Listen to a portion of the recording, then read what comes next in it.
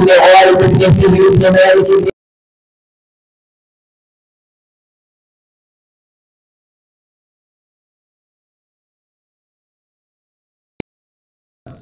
هذا هو رسول الله صلى الله عليه وسلم مبارك جسمه شريف النسب. هذا ما قاله أبو طيب المتنبي.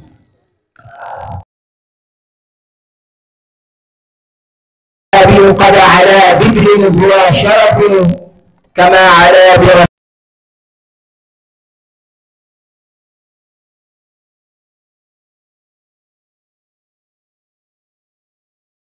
ولولا رسول الله صلى الله عليه وسلم ما حازوا لما حازوا من الشرف والرفعة والجاه والمقامات والدرجات. وفي ذلك يقول الإمام البوصيري رضي الله عنه: نسب تحسب العلا بحلاه قلدتها نجومها الجوزاء حبذا عقد سؤدد وفخار أنت فيه اليتيمة العسماء. صلى الله عليه وسلم. بنرى بصلوا على الحبيب وعطروا أفواهكم بالصلاة على النبي صلى الله عليه وسلم. وقد جمع بعض العلماء أنساب جده من عبد المطلب إلى عدنان في بيت واحد فقال: معن شه عق كمن كالغفم كخم أمن معن إلى هنا زك.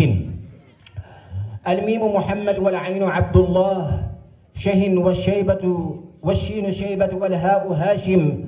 عق والعين عبد مناف والقاف لكسي وهكذا إلى آخر البيت. ورضي الله أيضا عن صاحب الختم والكتم أبي الفيوضات أحمد بن محمد بن المختار ابن أحمد بن محمد بن سالم بن أبي العيد ابن سالم بن أحمد بن علي بن عبد الله بن عبد الجبار ابن إدريس بن إسحاق ابن أحمد بن محمد النفس الزكية ابن عبد الله ابن الحسن المثنى ابن الحسن السبطي ابن علي بن أبي طالب رضي الله عنه. وهذا أيضا نسب سيدنا وشيخنا أبي العباس أحمد التجاني رضي الله عنه، ذاك الذي نال ما لم يحوه بشر من العطايا ولم يعرف بمقياس غوث البرايا أبو العباس أحمد من معناه أعظم أن يجلى بقرطاس رضي الله عنه. وهذان البيتان من قصيدة إبراهيم الرياهي التونسي السينية. وحين كان ينشد هذه القصيدة كان مستغرقا في بحر رسول الله في بحر سيدنا الشيخ رضي الله عنه، ولذلك قال ما قال: ذاك الذي نال ما لم يحوه بشر. أوليس رسول الله من البشر؟ بل هو سيد البشر ومنقذ البشر وصلاح البشر ومنقذ البشر، ولكنه معذور، لأن من أحب الولد فقد أحب الوالد، فلا يلام على ما قال. ورضي الله أيضا عن المجاهد الأكبر السيد الشيخ عمر رضي الله عنه. هذا الشيخ الذي زرع الرعب والفزع والجبن والخوف في قلوب الكفرة الفجرة، سلب النوم من جفونهم وأطار اللب من عقولهم، وترتئد فرائسهم عندما سمعوا اسمه، وعندما عاينوه ترتجف أفئدتهم لشدة بسالة السيد الشيخ عمر رضي الله عنه وإقدامه وجراءته وشجاعته وفتكه بالعدو كما يفتك الأسد فريسته. هذا هو الشيخ عمر. إنه الشيخ عمر بن سعيد ابن عثمان بن مختار بن صمب بن فازم ابن محمد ابن عبد السمد ابن علي ابن أحمد ابن عبد الرزاق ابن فالح ابن محمود ابن أبي الحسن الشاذلي ابن عبد الله ابن عبد الجبار ابن تيم ابن حرمز ابن حاكم ابن قصي ابن يوشع ابن ورد ابن بطال ابن أحمد ابن محمد ابن عيسى ابن محمد ابن الحسن ابن علي بن أبي طالب رضي الله عنه. هذا نسب سيدنا شيخ رضي الله عنه. ومن المؤرخين من يوصل نسبه إلى جده رسول الله صلى الله عليه وسلم. وفي هذه الرواية هو شريف، وهو من أنساب رسول الله صلى الله عليه وسلم. ومن المؤرخين من أوصل نصبه إلى الصحابي الجليل عقبة بن نافع، ومنهم من يوصله أيضا إلى جد رسول الله السابع وهو كعب. وعلى أي حال هذا هو الشيخ عمر رضي الله عنه الذي كرس جهوده بين الجهاد والتربية والتأليف بعدما ارتقى إلى أعلى المستويات في العلوم الشرعية والحقيقة والفنون الحربية. شن الحرب على المستعمر الفرنسي وعلى الوثني في القرن التاسع عشر للدفاع عن العقيدة الإسلامية والصد دون ثروات البلاد المسلمين رضي الله عنه. ووالله هذا الشيخ عندي، هذا المجاهد الأكبر سيدي الشيخ عمر الفوتي الجدوي الحلواري، أنا أحبه حبا جما لو جعل هذا الحب على جبل لذاب رضي الله عنه. هذا هو الشيخ عمر. سأبدأ باللغة الفلانية ولكن بعدما أرتجل قليلا إن شاء الله تعالى سآتي بالموضوع جربا. ووالله هذا الشيخ كدوحة فينانة في وسط العالم، وقد امتدت أغصانها في أنحائها الأربعة، ومن استظل تحت تلك الشجرة الضخمة العظيمة نجح ونجا من الحرارة التي تحرق القلب والروح، لا الحرارة التي تحرق الجسد، وهو الشرك بالله والعياذ بالله. والذي قام بزرع تلك الشجرة الضخمة العظيمة هو سيدنا صاحب الاسم الجميل صلى الله عليه وسلم، وقام باعتنائه بعده سيدنا وشيخنا رضي الله عنه بسقيها وتنميتها وتطويرها ونموها شيخنا شيخ أحمد التجاني رضي الله عنه. فكانت الشجرة ما كانت موثقة الأغصان كثيرة الظل، وفي تحت الظل يوجد كثير من العلماء السنغاليين. الحمد لله رب العالمين. بدن في نتدن بولارو كدوم دم بردن واودي eden jetta Allah Allah poddo yettede, eden jetta Allah Allah kamdo yettede, eden gandi en mbawa yettude Allah fodde yettode nde o handi, eden irri dum, eden jabi dum, eden jottori dum, ko dum tagi sen jettimo yettode wotere omo sofa nden yettore o sowa dum ha o wayno jettudo kanko fof. Allah awawa yettidemo sabi nde waɗani annabi Dawuda ko waɗanto ɗum ko nde o hokki annabi Dawuda ibn Aisha bammum Suleyman alladi malaka dunya, nde o hokkimo ko hokkannomo nde, o hokkimo doole, o hokkimo laamu, o hokkimo ngalu, o hokkimo annabagal, o hokkimo nelal. dokkal ngal heewi hippi gese ɗi heewi e ɓerde nde kanko annabi Dawud. o wi ilahi ajaztu an hamdi wa shukri laka, Allah wimo al'ana hamidtani wa shakartani. o wi Allah ko mbaɗanɗa kam ko mawni, mi yiɗi mi yettudema kono mi ronki kala konngol ngol ƴettumi mi ronkat jokkidde ɗum, sabi no potmi yettirdema ni, eno potmi jardema ni, edo potmi mantirdema ni, mi wawa ɗum, heɗata hen. Allah wima ko donkuɗa ko wona an ronki ɗum, komin ronkini ɗum sabi wawata ko wawata ko sa wawani ɗum ka bawɗo ɗum sabi wawata ko wonata ko sa wonani ɗum ka gonɗo ɗum sabi wonata ko. al'ana hamidtani wa shakartani. ɗum tagi Cheikh Tidiane radiyallahu anhu omo wiya wonde subhana man law sajadna bil uyuni ma'an على شفا الشوك والمحمى من العبر لم يبلغ العشر من معشار نعمته ولا العشير ولا عشرا من العشر. شيخ تجاني سبحان سناد وودني من أن الله من قد لو سجدنا سنجري بالعيون جيت معا وندد سنجتي جيت من دي باودن دم يبدن دم جيت من تنجارة دي جيت من تنجيرة دي جيت من تنجارة دي ستوي ان طويل مع على شفا الشوك إجي.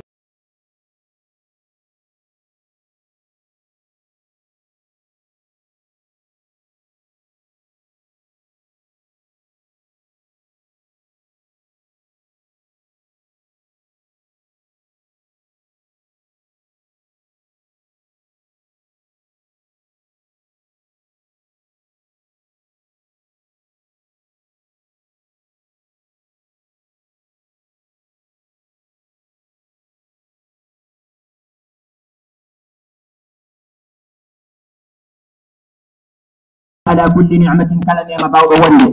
سنعمة تقوم، سنعمة مودو، سنعمة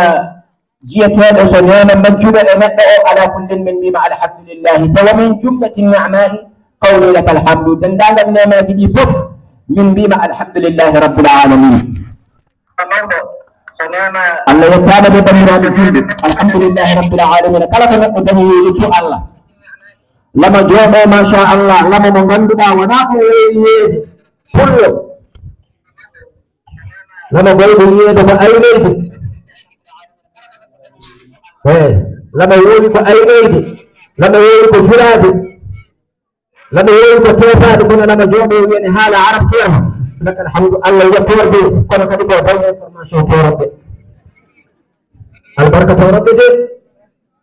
البركة ربي من جيتان هؤلاء ومن جيت البركة ربي سلام والي فينك بركة ربي أواوا دنج دنج إفنن يفت هكذا توسلسل ما من ذكنا وشينه توفير من بلادنا واوا وانت ألف آخر عمر هوري وتخاي وكله يتجاوز تخرج من يديه كثير من العلماء عند بهذا التي يجود ما كل كل يتجمع وشرح لنا باب تلقوا أواوا وانت كنت تو أهداني تورط البركة تورط فجزاكم الله خيرا ديبلو كوتشي ادنا دو ديبلو كوتشي جاولو دو ديبلو كوتشي ودو دو كان دو كوتشي دي جانغين دي جاولو دو فمن الدنيا باكملها ابو فكر جيد سلام على كل من دخلنا على مكان سنقول لا مصالحه وكل ربي فبشرها كنت كنا بشر جزاكم الله خيرا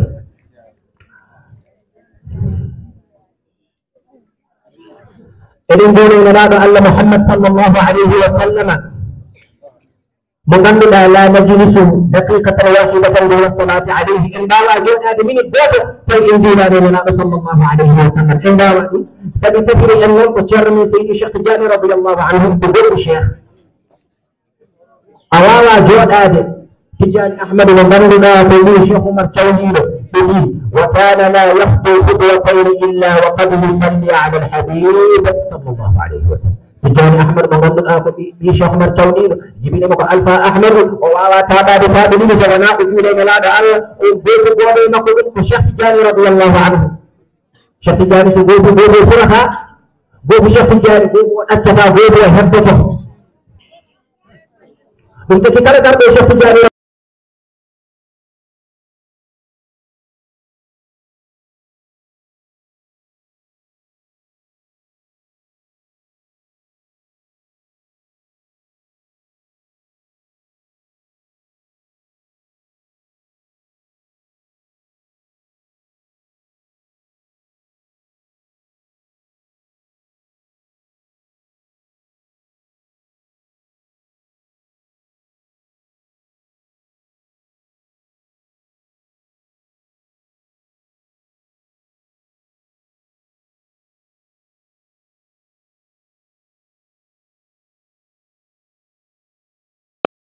ngoni julande nala yalla kum hawnati sabi ay aljanna nde Allah tagi baba adama ina woni der aljanna ma sha Allah aljanna mo nana bira mo ganduda woni hinta mala aynun ra'at wala udhun sami'at wala khatar ala qalbi basar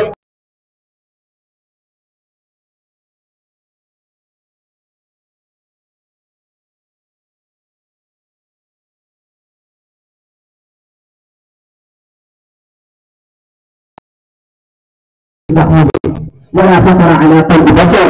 kalau kembali dapat diimajine ener karena saja ini negara ada diimajine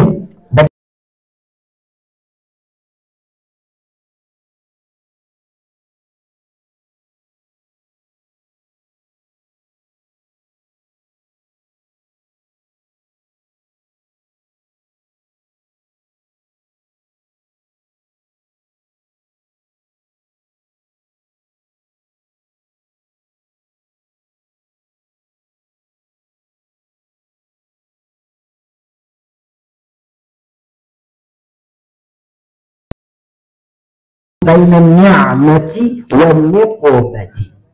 نعمة أنا بيبي كون نعمة كجام. نقمة ونكتة. تادني نعمة dengan saya gitu. أنت في نقمة أنت نعمة. نقمة كوي نعمة ولا أنعمة فأراد الله أن يكافئه بهذه النعمة أن يدنا يدير جمع النعمة وأبها الاستكمال الله يفرجون الفيلم الغداني الله إكرم الله بالمن التجمد من إباك من قيلين الله يستهزئ منه فتهن هم حواء من حواء خلقها جميلة عفيفة فائقة الجمال والحسن وتجي حواء مدد ويا يوم فوقنا حواء نوينون هابلون أمر الهتال أمر جلبي أمر لوري بابا آدم كوكوفين كان ينبو أنا ليرة ولا تباجي أنا تندو من سبيل ولا تجي كان أنداري حواء كان حواء أنداري من تجي شر أفيا ما بل إدرنا أتناني سهام المرأة عيناها تبي كل دبل إنه في دير ما فوق كده سوبي ما شفتن كارن تنايا أرض بابا آدم أنا حواء داري ما تنشر ما بيشوف شر أفيدي كتبي وجيبي أورنكي أويدي ميد أودو سفنا أرجع ملكة جيني من نورو ملكة جيني هه ما هلا جم جينا جار جهاد إنما مهلم أسيكوتا بول هبرو يبون هذا هذا بودي وين يبون على دين هذا هذا بو بندر دulu من جنب القرآن berwai khalil non kina halas alhamdulillah khalil non jahan jengir ya ko hada hada to ketika ada Al-Qur'an ka baw syariah ka baw Arab Allah hadu ko jinna don jabbo hay dum ne e baw bisma dem wala dem bas bisma dem kon ko hada say mani sabi arahun la yuhibbuna man qaddama lahu wala man ra'ayna ash-shay'a fihi wa qawwasa sakata preuve daga lay mum haji preuve الفقير الذي لا يملك نقودا ولا شيئا على أرض كاتب علمي إنه على أرض كتير فايدة بانتوش إن كان تفاعله ما تدونك تفاعله بابا آدم دوني لوري جوني نون mereka jimi mo oɗo a heɗirta ɗum ni hatta to addiya ma har ha o wonani keɓorta ɗum ha keɓa teŋe o ma totteteni o yo o teŋeti baba Adama wi woma mahruha ko woni teŋe oɗo debbo بما أن تصلي على النبي صلى الله عليه وسلم كون جنة ميتاد جنان الصلاة على النبي بندرا دهون جنان تنتظر بني يجول بين النبي صلى الله عليه وسلم هاي مكثر من بني يجول بين النبي صلى الله عليه وسلم بعد صلاة الفاتحة ما أغلق يجول بين النبي الله بعد اللهم صل على سيدنا محمد وسلم يجول بين النبي الله سبقوا يوم الجنة أواوا دنج جنة بين الجنة ما صلاة على الحبيب صلى الله عليه وسلم يجول بين النبي الله عبروا أفواهكم بالصلاة على الحبيب وجولي لا الله أوتوماتيك ما دوغال لهم يشربا أوتوماتيك ما وجولي لا الله ويا بكلا بكلا بكلا بسكوت جوجو دوغال لهم يكون أوتوماتيك ما دون على دوغال له على نفر على يدور على برينجكي على أدو هاي ترى على هاد صلاة شكل كنا كنت لهذا ها صلاة على النبي سنك بعده تصلوا كنت لهان كنا هندي أدو شرنا هذا ما هد صارك على لوري تار بقص ما هو بيتي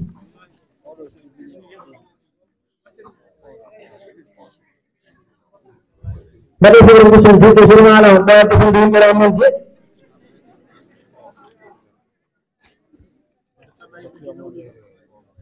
تلني جود سيدا صلاة على النبي صلى الله عليه وسلم أوصل دون إنسان من جديد يبتدئ إن سنقولي جولة بين الله صلى الله عليه وسلم هنا تسبقوا الباب آدم إلينا هواهما في جولة بين الله صلى الله عليه وسلم شكلتم يتبع الله جولة بين الله صلى الله عليه وسلم إذن شلمنا بندرا بدوننا بإذن جورا بجلدين قلنا لكم سلمين ويجب أن يجيب ونرادان مشوانات في سلط الموضوع اتمعوا مشوان أرتهن تو إذن شلمنا بندرا بدوننا بنول إذن جورا إذن يابو بدواء إلافة إذن كوفنا إذن يبكري كم سيرم منه إنجي درنا مبدأ إن الله صلى الله عليه وسلم سيرتي درنا مبدأ الشيخ الجلالي سيرتي درنا مبدأ الشيخ مريفوتي سيرتي فجزاكم الله خيرا تنكو يدي ودقنون nde wonde on mbawa nadde e dendagal galleji seere ɓe mo kala onon mawnude muɗum nduroɗum ta rokkata ɗum woppi o hokkata ɗum kadi programme yarata noon cuɓiɗon mawnude cheydi Cheikh Oumar Fouti radiallahu anhu mo ganduɗa waliyagal mum hibbi dendagal woni gonɗe e Sénégal gandal mum hibbi dendagal kala gandugonɗe e Sénégal cuɓiɗen mo Cheikh Oumar mi woni lekki mo ganduɗa ka dawhatin faynanatin zuriat fi wasat al alam wa jamiu ulamai Sénégal tahta dhilli tilka shajarati dahma e nder ko mawninɗon Cheikh Oumar ko on mawnini dendagal seerenɓe Fouta fof e nder ko teddinɗon Cheikh Oumar ko on teddini dendagal seerenɓe Fouta fof e nder ko jiɗɗon Cheikh Oumar ko on jiɗi dendagal seerenɓe Fouta fof ko jiɗɗon Cheikh Tidiane ko nawri waliyade ko jiɗɗon nelaɗo ko nawri annabade ko jiɗɗon Cheikh Oumar ko nawri Foutankoɓe nawri Sénégal naɓe en ɗam gasi hawri kadi timmi e wonde en ɗam ego totat tan en ɗam jiine en ɗam tariqa woni lawol e en ɗam honɗum ƴiƴat alani mawnani ɗo sownani jiiɗe Cheikh Oumar Fouti radiallahu anhu hubban aw daman aw wala'an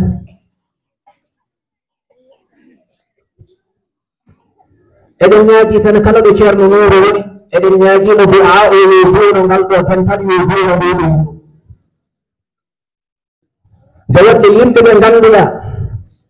ƴetti ko Cheikh Oumar radiallahu anhu ina nawni ɗum ɗo ɗo nowide ɗum tindini wadde ene jiɗi Cheikh Oumar Fouti ene jiɗi kala ɓesgu Cheikh Oumar Fouti radiallahu anhu so tawi oto Allah won woodi ko immi wiine yani Cheikh Oumar walla ɓesgu Cheikh Oumar ma goto mon gara waɗa défendre neɗɗo ko jiɗɗo ma tan waɗantuma défendre mo yiɗama wawaddema défendre abadan bisimilla makko noon o ari e yiɗɓe makko o ari e sehilaɓe makko o ari e enɗam makko o ari e bandiraɓe makko o ari ɓe ngannduɗa ko farnontoɗemo o ari ɓe ngannduɗa ko jinnonoɗen eɗen ñaagino du'a o tan nde o donto ene woti cheytane dal e ɗum ɗo ko yahata ɗo ko gueɗal inchallahu taala eɗen ñaagui ɗum nde wonde neɗɗo kala ko moƴƴinɗa cheytane ne bonna kala ko Allah moƴƴini ɗum wona neɗɗo tan hay Allah weeruɗum so moƴƴini cheytane wiyata kone bonna saka neɗɗo Allah weeruɗum wiyata kone fewde cheytane nene bonna wadde enen ko mbiɗen enen pewɗo ɗo ko Allah renan en ɗum e barke biyawi ɓesgu Cheikh Oumar radiallahu anhu beele cheytane wasa dañde hen gueɗal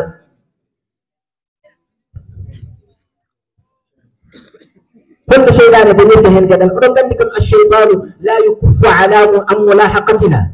شيطان كل من ترون ويكون كبر من سيرتها من ود الشيطان سيرتها من يتم فنن تاي يداك ولا تاي يداك ولا بابا ادم سبقوا قد بابا ادم دم تجنون قد بابا ادم ان هيجل بابا ادم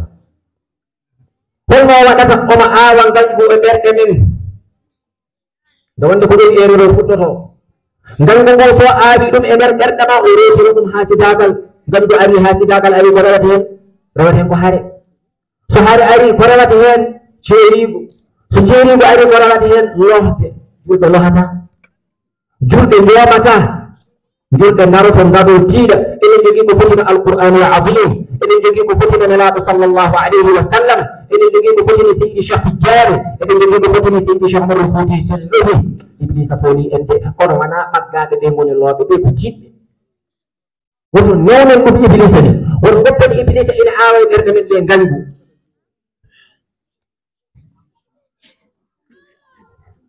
aljanna ko ɓurdi aduna koni heewi ha wayno leydi kono ene jeeya hen noon gandu ala aljanna de to ko nema tan woni ton ko fijirde e jaleɗe sabi natoɓe aljanna ɓe so tawi ɓe gari ha aljanna haɗe ɓe nadde الله يهب ونزعنا ما في صدورهم من غل إخوانا على سرر متقابلين جزاك الله خير حاج kanko jangini men qur'ana holle imminirte makharija ɗo ko ni jangirte ɗo a fooɗat ɗo a ɓuttiniɗat ɗo ko qalqala ɗo ko lishbaa ɗo ko listicla ɗo ko hurufu lhams ɗo ko hurufu shidda ɗo ko hurufu raha machallah ala kulli hal wiɗamante la budda kula defal lu baax fay ko lu baax waaw kaalat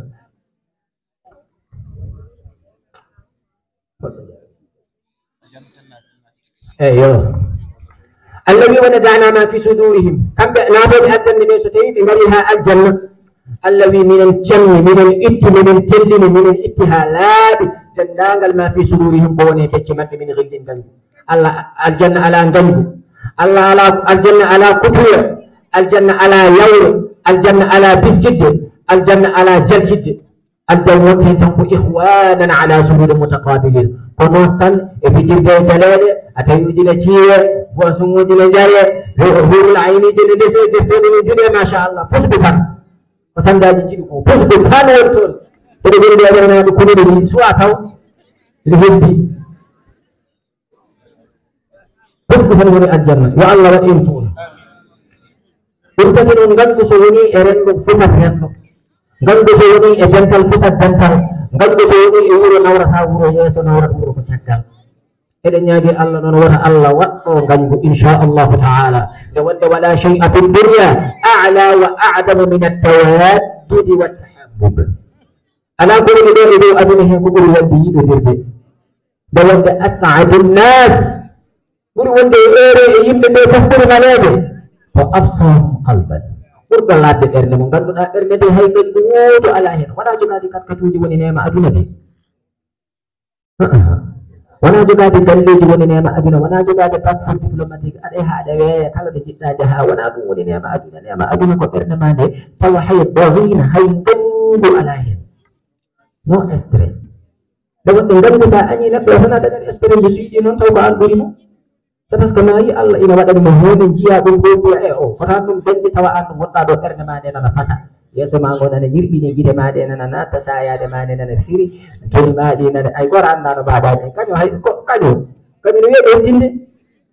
wala iyadu billahi wa Allah ittu dum do hala bano Allah non yidi ko yidde kono non iblis yidi ko gani ko dum non ya aggode ne Allah gotte iblis yo Allah wallo en ko heddi ko enen jefta ko ngol ko tan silatul rahim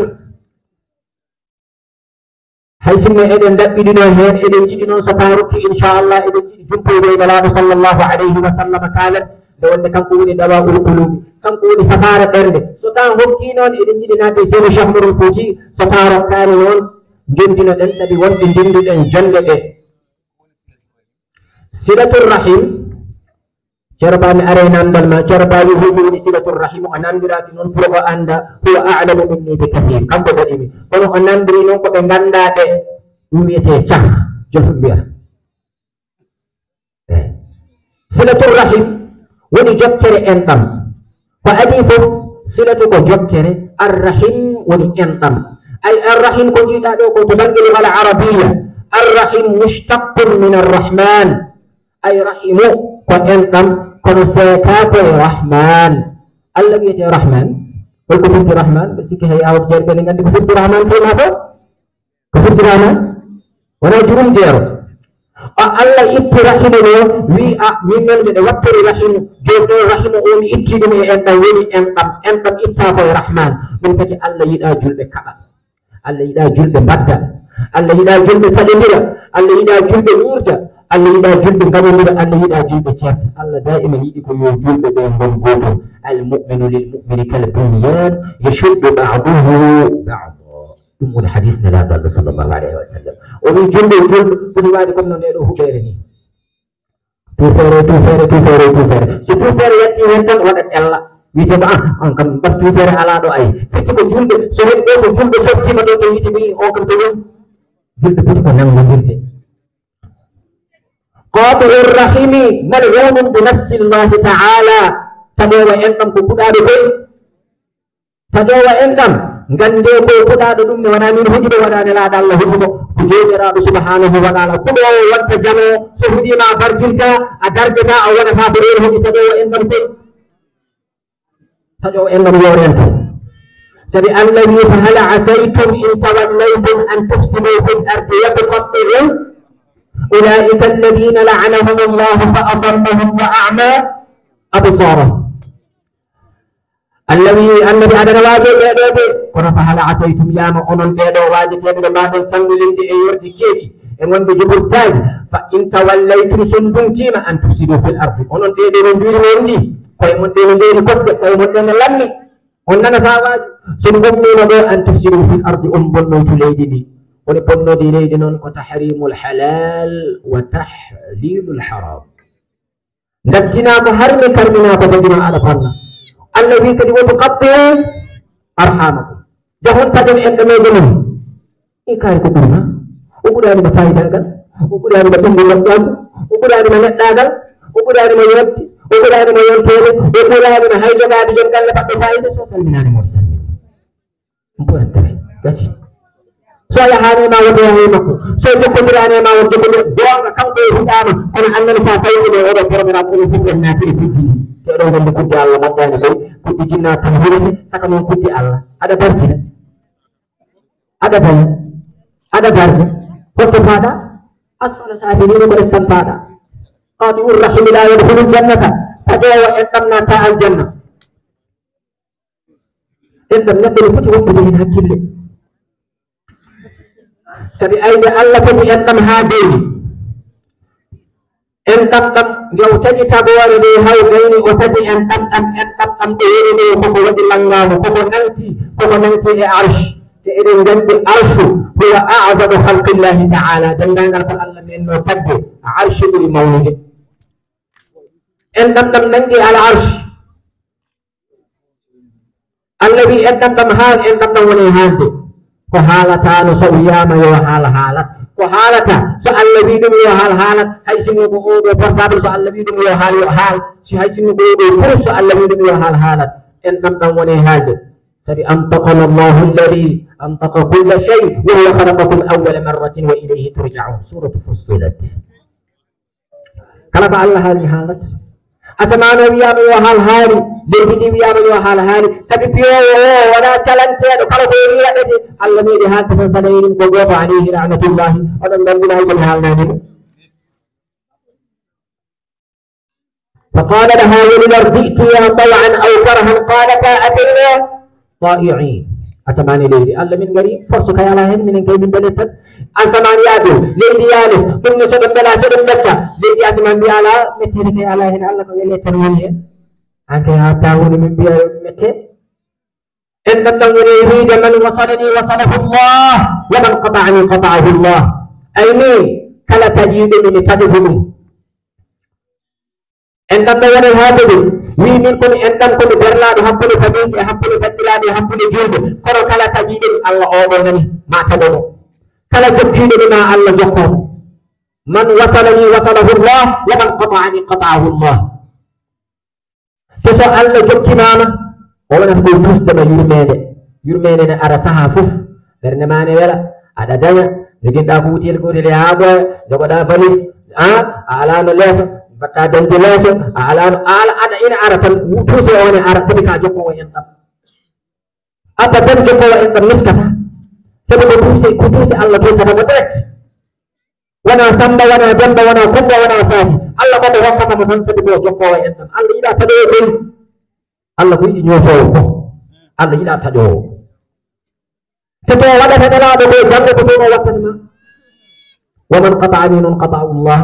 so Allah taƴimama yurmene je o kuppat ɗum ala ko arata a wurata belɗam a ñamata ko moƴƴi ɗum suudu ma nanantama ɓiɓɓe ma nanantama aduna ma faɗat tawaddu law mitta jiɗata ni ko hanino a maayi sabi taƴowa en ɗam la yadkhulul jannata de taƴowa en ɗam ganden ɗum jinoy jooɗi taƴowa en ɗam nata aljanna فليصلي ما شاء وليزكي ما شاء وليصم وليحج وليفعل ما يحل له من العبادات ولكنه لا يدخل الجنة على اتفاق وناتا سوجولي هوتنبي وهو هوتنبي وسكينة كلا قوة وأيتنبي وخذوا وإنتم وأنا بأنزل وطنبي وارما الأمر هذه تكون يرد لا ومن أعظم الكبائر تكون يرد ولي مونو بإتدان البقة وجدي ولا كبرش pour wonde e adi yilo sababu min mi hanema ko mi jogui horam ona sababu koy so yahani ya wona neɗɗo aɗa wersini o tan ha neɗɗo hono ma nannoma jeege tawa tilani jeen pittali men tellinen koye men tellinen hunde hay batte hay caggal ɗo wonnoɓe toon ɓe fof ko ga gonno walla wona ko kullu lladi huna sayasilu ila hunaka ɗum hottanpino hoorema china am abayna ajilan am ajila wonɓe to ɓe fof wonnoɓe toon ɓe fof ko ɗo gonno eɓe jahay haajuji maɓɓe eɓe continue haajuji maɓɓe eɓe ñaama eɓe njara fina tan wiye ɓe ñootima jomiraɗo subhanahu wa taala e ko ɗo ɓe gonno enen ɓuri ɓe ɓingo moƴƴaako enen ɓuri ɓe gandal holko ɓuri ɓen bange kamɓe ɓuri en kono ɓe jehi ton enen en ngabboto wonko ɗum jarani alhayatu qasira araɓe ɓe mbi la tatahammalu bil adawat ay gurdam ko jiɗa ɗo gone raɓɓiɗi gurdam jaɓata nganguji kewɗi addat tan ko stress e caɗele yo allah waɗ men yiɗodirɓe e koye mumen yo allah waɗ men jabbodirɓe yo allah ittu dendagal ko ene tardina neɗɗo a wawa tardude ha yetto janggo ngara mbiyeɗa a taccataɗo hande a taccataɗo janggo ɗo ala ɗo geɗal a jeeya kay salihin en a jeeya kay shuhada en a jeeya kay siddiqin en a jeeya kay ɓeɗo tattama ɓurata ɗo aɗaɗe ɓe mbi ko wo fuduhu dunia maqama wiyno ni wori mum wo fuduhu dunia ahwanu min fuduhi l akhirati aɗan neɗɗo wonko sikkata ko laakara gaccide ma caɓor seeɗa wallahi gacce laakara ɓuri hubbinade ay ɗo no lerdi ni ganda kala ko neɗɗo waɗi ɗo hersinki wiya min komi hersi laakara ɓuri bon sabi ɗo kam wonɓe gardani wona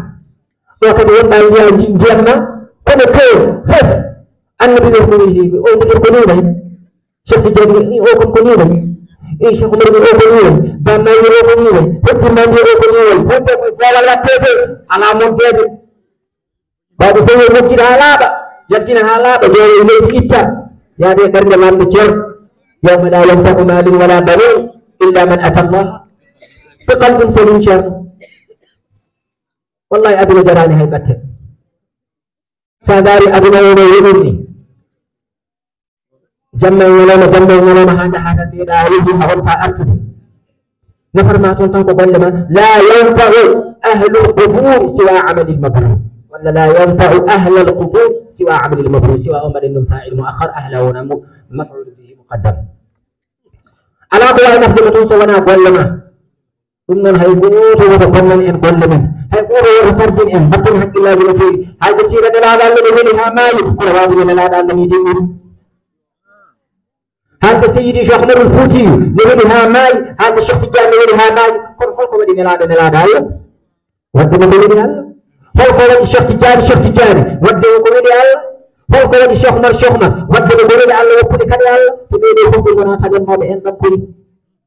nelaɗo wi sallllahu alayhi wa sallam silu arhamikum walaw bisalam en ɗam yo jokke en ɗam fijirtake en ɗam renete woto bonde en ɗam toppitte gane ina ɓeydo jokku en ɗam ma hay sinno ko saldinoɗo bisɗuɗa neɗɗo mbiyamo assalamu aleykum nde wonde nelaɗo allah waɗino saaha goto o wi sahabaɓe ala unabbi'ukum bima yudhibu l illa ankum garini haalana on ko ittata gasɓe hakkude men ko ittata nduufuji ɓe mbi bala ya rasulallah haalay min o wi abchu salama baynakum gone salmodiroɓe neɗɗo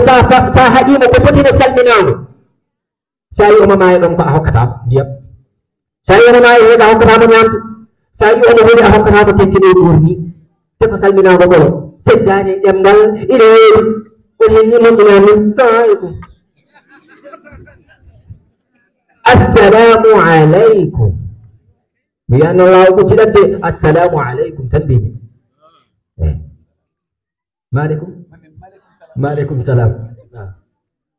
assalamu aleykum ɗum ɗon hay sinno sa jokki neɗɗo mbiɗa sikki tan ko cikkanma fof sa wimo assalamu aleykum tan wallahi mbiɗa sikki tan hunde iwat ha laaɓa woni yimɓe ko jaggoɓe kon sa arti tan ɓe tellitto ha laaɓa woni yimɓe ko jaggoɓe noon kono hay sinno jomum jaggi an jokku tan sabi renko ɓura naate guddi he kanko so naati e guddi he jomumo yo yaltu an wona aɗa tawoyama toon kay nde kay bono ɗeɗo sa tikkodiri oɗo goɗɗo tikkodiri e goɗɗo i wuro fof tikkodiri ɗum no moƴƴi on ubbot mayi neɗɗo a wattan haqqille mbatta haqqille yimɓe ɓe a wawa dañde ko ɓuri yimɓe ɓe sa jibinama ko yimɓe ɓe saɗa inne ko yimɓe ɓe saɗa fende ko yimɓe ɓe sa yontinade jangde ko yimɓe ɓe sa jangi a reeni a ɓaari saɗa waɗa ɓaaral wona ko yimɓe ɓe darontoma programme ma saɗa resa noon sa jibini so joom suudu ma jibini noon sa maayi ko ɗon fof ɓurɗa haddo jiɗde yimɓe ɓe kisa ay ɗo mayiɗa ɗo ɗo leliɗa ɗo gite ma ɗe no puttini ina abbi ruhe mana ɓuri mawti nawi ruhe gite ɗe nana puttini wiyete ko bande o aɗa artira gite ɗe joni on bande ma a joggodirano o so tawi o waɗino no mbannoɗani ko ɗum gite ma ɗe gonanno ɓowɗi naate hen ورنا دو وانك ما كي يلتنا ما هنا بيس يلتين تقول حتى إلى فلولا إلى بلغت الحلقوم وأنتم حينئذ تنظرون روح وانك كي يلتين تقول هنا بو نعمو كنا أتري أتري بدنا دو أتري هنا بو ما علاني هاجوكا أجوكو ديرانو أسل منتانو أيهاتانو أدوين تنوكا حيث ما يرامو سبني كولي ما واتاد الفريسيتي كدم أرس أرسل حكومة سو وانو نبانو ناني جوبي دي بوبي كيارو. شكرا لك بارك الله بك. على بهاري كي سد حسني على بهاري سد لوبي على بهاري سد حسني على بهاري سد لوبي سالل نام ada wadana paskal tane di tan ala nyan he kay bisik ala bu kala mu won kay ngaddal wujje yalla fa Qur'an wujje da hay ta shay taqiya ina wada wujha uri adalalna ilay balakar yibbe fufna dari enaje e hen jomdo ilay an tan fa waydo balakar ada artira sajade laysa holto pada ta pada hande lata adi yimɓe woni hen sone mayene jala wadde le gandi ko tawoyta toon koko wen allah koɓe hollidi men adi woni hen yimɓe sone mayen ñirɗino fay to fewani waɗɗum koko ñirɗinini o ka jomum yaha tan kodi ñirɗini jalannoɗo ga yaara kone jala ene jala ha nanne gaskane jala ha holni wonɗum ko fof ne jala gonnoɗo ga noon ne ñirɗini yiɗa hay goto daña yiɗa hay goto wona yiɗa hay goto ɓamto yiɗa hay goto ñirɗini tan hay so nanam uddere ɓuri ñirɗini hay sono loote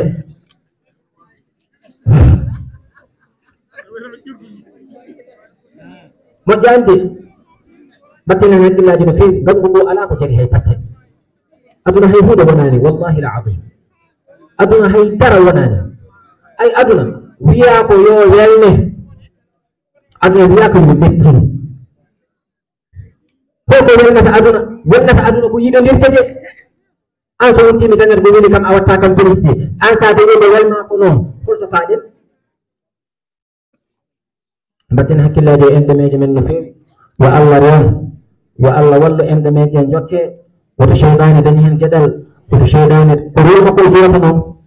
ko mission makko e ɗoɓat ala ko wawi hen konko woodi kanko huccide allah woodi ala neɗɗo darade allah haali jaabi konngol woodi so wona iblisa alayhi lanatullah aɗa andi on kay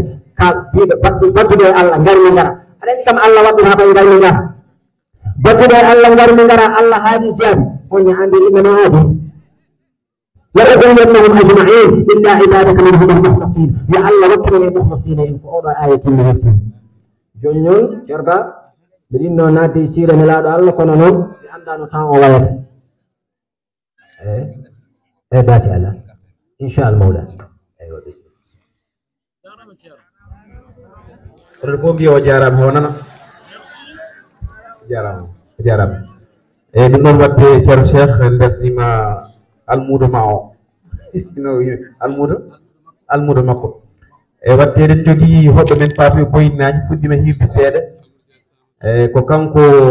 woni ɗo lomtaniɗo en mawni men sehil men dendi men piltuɗe men ko heewi hono Makhtar Ba mo ganduɗa nde fedde nde foof jonide wi ko mbaɗen mo parrain wonɓe gandamo ni mbi ko hoyi on ɗon ko ma wonti askoji e sifaji kono noon nde alhaali o artine moni fof andi o ndeke ko holi o on woni on momin mbino min mbaɗo o lomtini noon mi anda konde makko joom wuuro mabɓe kadi sen jiiɗo Bocar tan en gandi hoyi on ɗon Bocar Racine acci e galle mabɓe o alhamdulillah ne wowi jeeyede e programme men o en mbaɗiɓe laabi limtini e ko noon noon o atul buyute min abwabiha cuuɗi ko dammuɗe garɗeten ɗum noon ceer Bocar ane koɗoma o walla hoɓɓe mon ɓe min ɗaccitamo o tawtoya mawɗo galle ɓe dutto cuuɗi inchallah e ɗum tagi men kuppude musidɗo e kono mbaɗa andi o mo yinno fadde a ceeru nuru ara walla ha goɗɗum jokkon noon e mawɗo ko oɗenen fof jurɓe ɗum inchallah ceernajo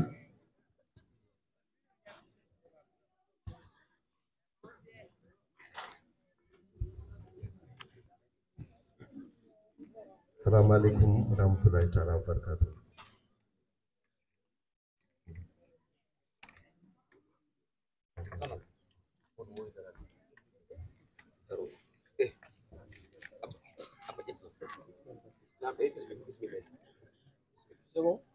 On jarama mi salmini on dumganaɓe bandiraɓe babiraɓe yummiraɓe baadiraɓe mawniraɓe e miñiraɓe ko inde Miña Mokhtar ngarmi ɗo e dow weltare noon sabu so Mokhtar innirama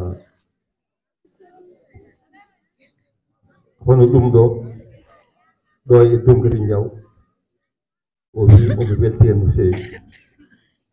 sabu goo ko ɗo o jeeya sabu ɗum neɗɗo ko yummum e baamum yummiraɗo o ko ɗo jeeya omo wiya kadi on jaarama wona onon poti jarnade mo ko kanko poti jarnade on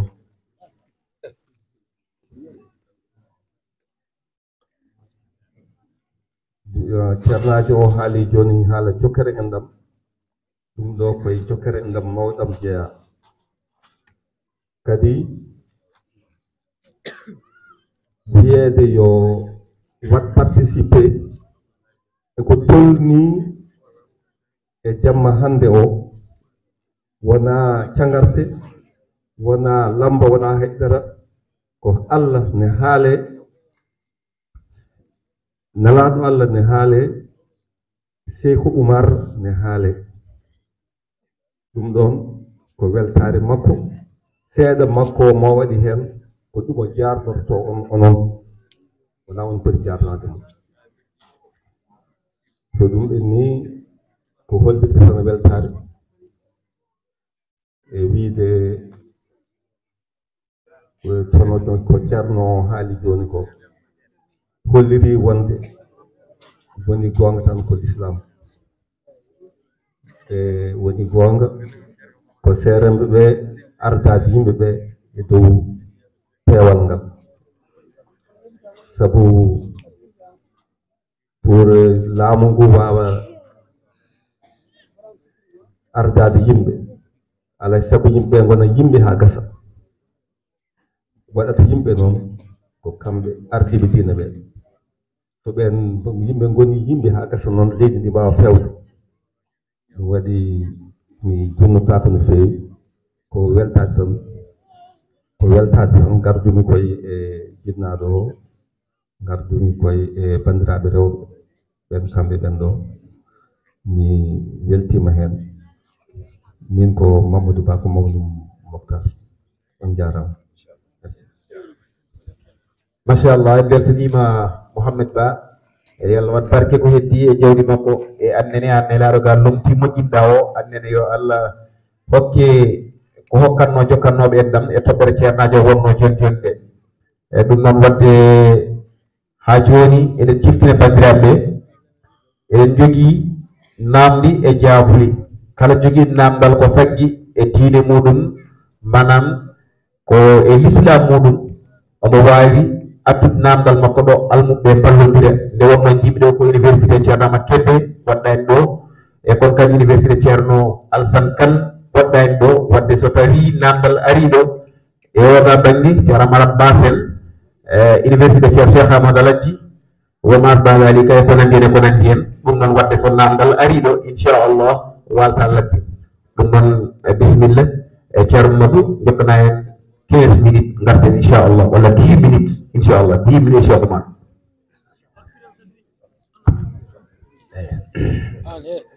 أعوذ بالله من الشيطان الرجيم بسم الله الرحمن الرحيم الحمد لله رب العالمين شغل يتدى الله يجولدين الله محمد صلى الله تعالى عليه وسلم سوف نتطرق لذكر بعد مزايا الشيخ رضي الله عنه ومحاسنه وفضائله إذن قال دونون يغاي دو سيدي شهر الفتي رضي الله عنه يغاي جدد الله ونبيه يغاي بكمك رضي الله عنه ووا قدنون اجم قوتو دي فوق ووا قد اجم قوتو شهر رضي الله عنه ووا قد اجم قوتو ووا قد نلومه wawa gasde yettere wawa gasde leere wawa gasde hitane wawa gasde duuɓi wawa gasde tan ala al-itlaq ko seydi Cheikh Umar al-Fouti radiyallahu anhu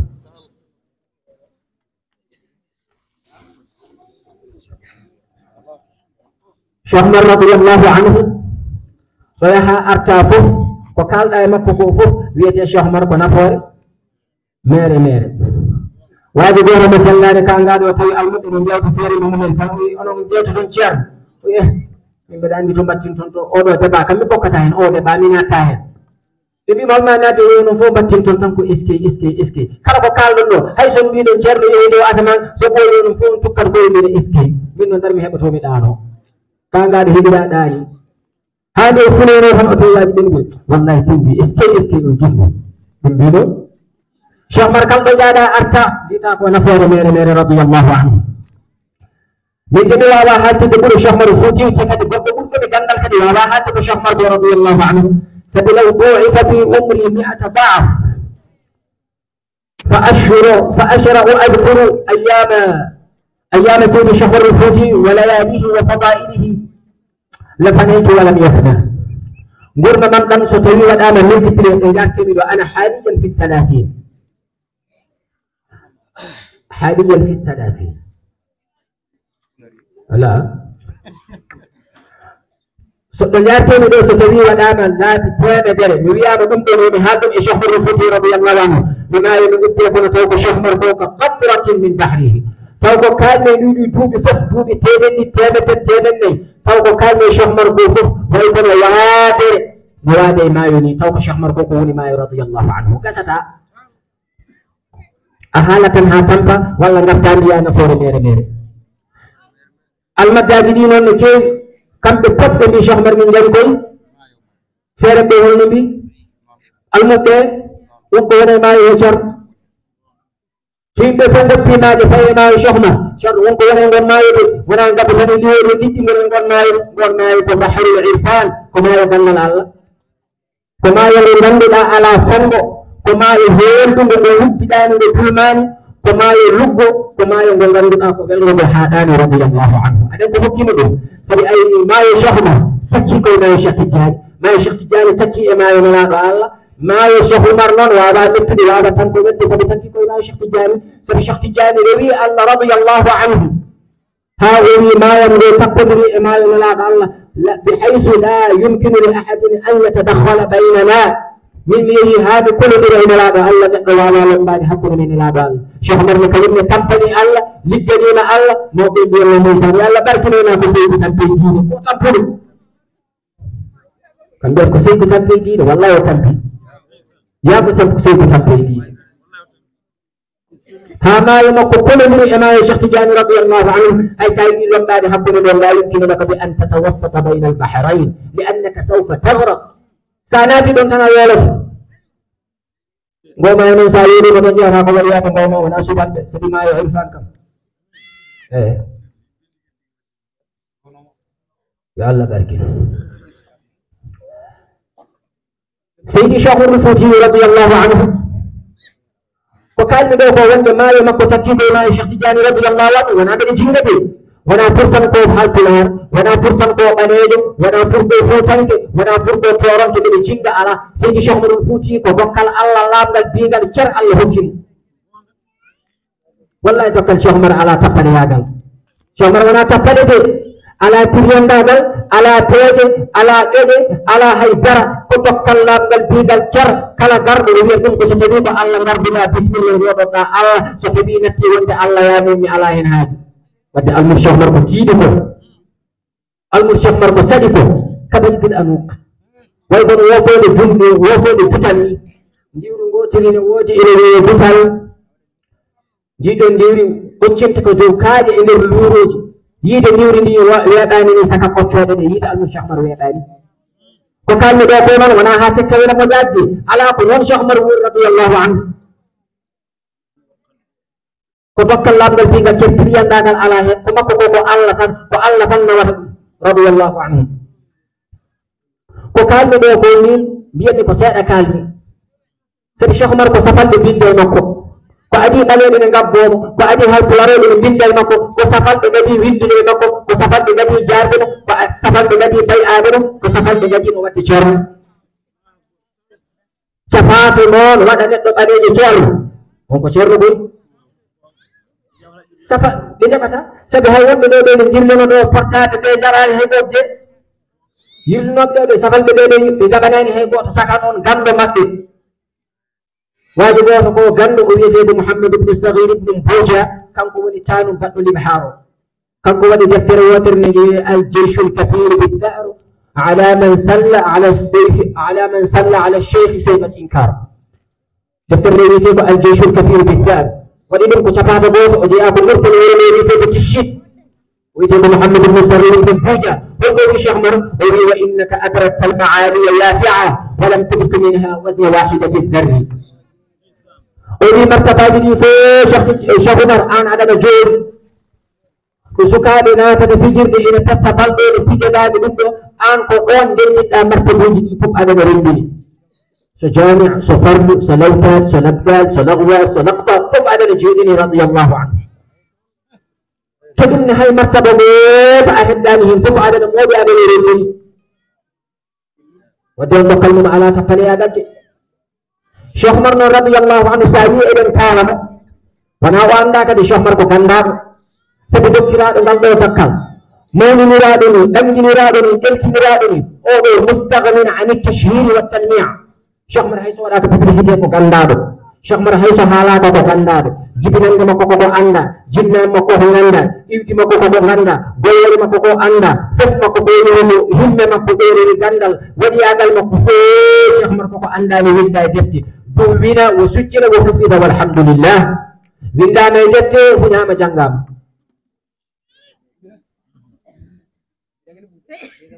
ko jël fof ɓeer gotal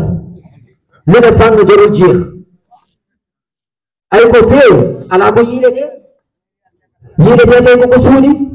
ayete kay ko jooni ɗona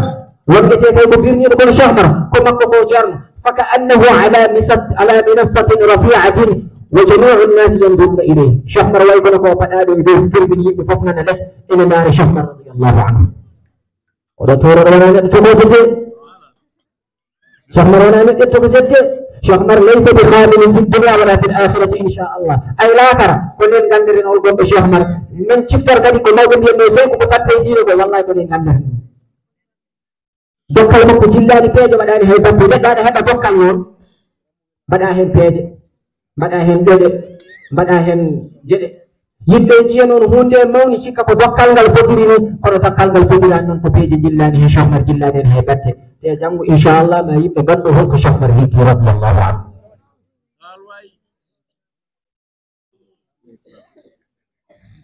sayino yimbe ne kare Cheikh Mar hikki radiyallahu anhu kono wonde won yimbe be ganduda e be gaskite Cheikh Mar ko pewani ko yimbe be ganduda ala e mabbe be gona moƴƴude be gona yahoɓe ko moƴƴi ɓe wonde neɗɗo so tawi a moƴƴani hay sa yiɗi haalde ko moƴƴi a wawa sabi joom ibnu ataillahi sakandari joom hikam o oɗo kullu kalamin yabruzu wa alayhi shi'aru sahibihi neɗɗo kardante makko tan ko haala makko kala ko haali ƴewmo kanko ko hen ɗimoɗɗa ko haala ko so haala ka feewi ganda ko feewe so tawi haala ka fewani ganda ko fewani ko ɗum woni carte d'identité neɗɗo o so neɗɗo yi carte d'identité ma ina andi date de naissance ma ina andi to jiɓinɗa ina andi jinna ma haala kadi ko noon so tawi a haali ko yimɓe gandat an hoɗo an kamɓe ɓe kaali e Cheikh Mar ko fewani wontude eɗen kaali Cheikh Mar holko haddiko Cheikh Mar ɓe ganda Cheikh Mar so ɓe ɓe takki Cheikh Mar ɓe nandani e Cheikh Mar ay woɗinani Cheikh Mar yagani e Cheikh Mar wonani Cheikh Mar jillani Cheikh Mar anda ɗum ɗum anda Cheikh Mar radiallahu anhu Cheikh Mar wonani so wona dokkan e dokki Allah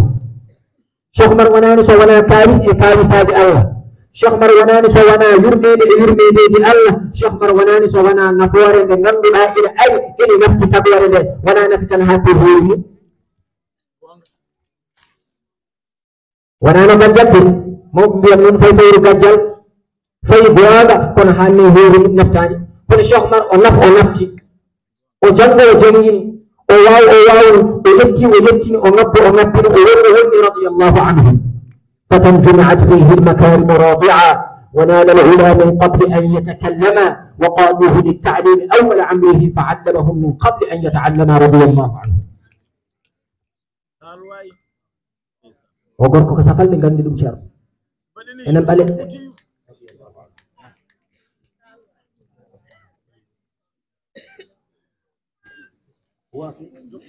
أوكي.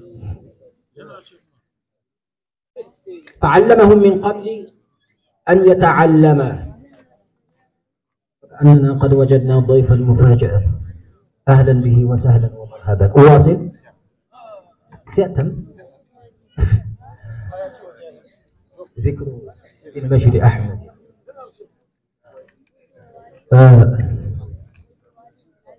لو أن ندرس تبي أيدي جيد والياد، أيدي جيد سلسلة الأولياء لابد تنفنا الذي جودا دي الزاوية ممكن نيانو كوي ممكن نيانو ريد دي بحبها ولياقل تنفت ولياقل كما ضدنا ولياقل كما ترمني أتوقع دي أمتي إشودي فد دوكي سبا إلى دواء الله يلي كبه يلي باسه هبه ساقني سابرتي دي دوبي شفتتي دي دوبي نوغاس دي دوبي شفتتي كل شخص رضي الله عنه دي كوي دي عائشة كلهم أغيري رافعة نمتجي كوي كانت الجانية اللي عنده فرد محمد الغالي رضي الله عنه الشريف الحسني هو شريفاته والمر شيخ تجاني هيرمو شيخ تجاني هرسلمو كتبت سوشي شيخ تجاني رضي الله عنه شيخ محمد الغالي جدي كير شيخ تجاني هالك وكابو درمة شيخ تجاني أنا نقول المهم جوني كل سير النوم سجودي من هم بايرون دون النيمي سيرنا حالة تنبيري شيخ تجاني كل الشيخ سيدي هذا نظر أين محمد الغالي أين محمد الغالي نتنيك محمد الغالي سيدي نادي إدار جليلي ونظر محمد الغالي سبع حالة أمي جرمين كل هم ونفت وأيضا سبت لك رضي الله عنه هذا هو وهذا كم فكرنا شيخ تجاني ها شيخ تجاني هنا قدماي هاتان على رقبة كل ولي من أولياء الله من لدن آدم إلى النفخ في الصور فإذا إلى إبوتان فلا ولي ملك المسلمون فك باب آدم ها أدنى وفرته ولي يفك من جمة وكل الأولياء على قبضته إننا الولياء بفك من تنبه مبين ودوان مبين وطوط رضي الله عنه ذكر للمجد أحمدي دو يهيت محمد الغالي نتربنا مو إن نتربنا وانا ونبتان شمر وفق إلمو يابو من شكل وفق غندل من شكل وفق يتوب من شكل وفق فق شكل يدي تربنا يادي يدي بيدادي نبور دول بديدي جل تسي إنجونتا بيدادي أمد الله بيدادي جبادي نيد بيدادي جبادي بطن إدو تبسم كمكم الإنسان لا يشبع من هذه الثلاثة ومن شبع بذلك فهو ملول يدو جل تسي نتو هارا سائمتي كارا كاربو مجيكو كاستو كونتو كاستو وحبتا هايبتي شريف محمد الغالي نغبنا مو أنا ولما تربية صلاة الفاتحة شيخ عمر نغب رضي الله عنه تو شيخ عمر دولو كسي شيخ تجاني لا تشر شيخ عمر الغالي بيرو أقسم إنك تحب الشيخ أي آن من هذه آن تنادين شيخ تجاني رضي الله عنه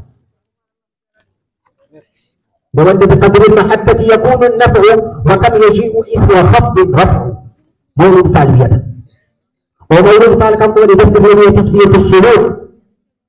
كم جنجل لاول عبد الكريم نجل جله جياد هوري إنوي ساتني تغرجني أوضا ننكو أوضا دين شيخ عمر لاول خلنا شيخ عمر يهي مدينة المنورة محمد الغالي ففتني لاول وبيكون جبت شيخ تجاني لما أوضا برتا سأوضا تنين وقوفت سايدي شيخ تجاني عن رضي الله عنه وكان يجيء إثر خط رفعه هذه نقلت من هذا سيدي شيخ تجاني سنة وقنطه جميعا قدتني وقدت الكون لولد ولد الجفاي ما شاء الله وإلى محمد كا وباو سيرة وباو ديوتري كذي أمجي جراءة أمجي شجاعة من غلا وحالا تقول شيخ مرحان بلتقم وحالا لا قال لها بلتقم من وقت كم نقصن كل مرورة كم ونان بالفتي نقصن وكم بندبي كم بباي فلنهم من بعد ما نقصن كل شفاعة أمينه أسير خلف ركاب مجبدا عرجي مؤملا جبر ما لاقيت من عيتي فإن لحقت بهم من بعد ما سبقوا فلكم لرب السماء في الناس من فرج وإن ضللت بقفر الأرض منقطعا فما أنا أعرض إذ ذاك من حرج من بعد ما نقصن بأنه حالة بدأ من قبل مكان إلى جميع فصاحة إلى جميع جنل ما شاء الله تعالى جميع جنل جميع فصاحة قالوا بيني جميع إلوكانس قالوا بيني كون وانا تقول مير وانتاني سبب إذا الفصاحة بالمعارف زوجت كانت كبدر زوجت بالأنجلي ساجدي ما كان الأنجلي فصاحة ويكون قاد من جسد اللي نسير وانسادا بعد ما نتسنن كون نقطة كتاب إن لجا إن تقل وجد جلود كاجهو يارا كلا يا بلغو يا بمانين جودا فيرو تقل وجد جلود ستوي من اهتمام بكم مجر الله كفقل الله ستوي من هفتاك بمجيء إلى الدنيا ود فلا لوم عليه دينور على يم سبكت بكم بمجيء من جانب قيد كلمة من تنف فوض كن لدو فرت ستوي من هذه كري الله جكي أن تكفي به كم مجر الله ستوي كان كفي واني قد كندل من هواني كان كندل كسانو فلاما كل وأتواني كندل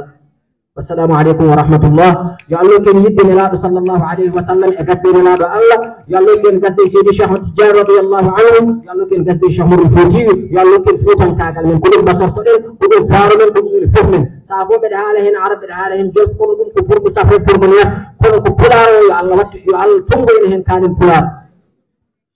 السلام عليكم ورحمة الله تعالى وبركاته Pulpura fet kon hande haalane anglais men da wonna yamba Allah jarama machallah yimɓe fof beltima ko wañi mbiyata ko hayso haaɗi ɗo weeli hayso haaɗi ɗo weeli machallah Abba Sharif wadde muncitema joni paaɗen koye Mouhamadou Lamine Sow en gandi joni on ɗaccinɗen ko ɓe ganda ko Makhtar Ba joni noon banimen debbo Biye Sow nde fedde nde fof no mbiɗen ni ne jooɗi yiɗi tesnirdemo nde no mbinemi Makhtar ni won wiɗo hol gonɗo Biye mais nde min cefi jinnaɓe makko min cifi jinnaɓe yimɓe fof gandi no wino joni so neɗɗo haali tan ande se ɗum woni danse muɗum wadde so tawi neɗɗo haalama tan jinnaɓe muɗum ma ande oɗo ko hori oɗo ɓe no wawi wadde ko waɗi ko walla wawa so tawi wiyama ko wonɓe jinnaɓe Biye ɓe goni jinnaɓe Biye so waɗi ko wadde Allah waɗiɗo haani eɗen yurɗo seydo ceerno Lamine Sow bisimilla darɗa kuccira Abba Sharif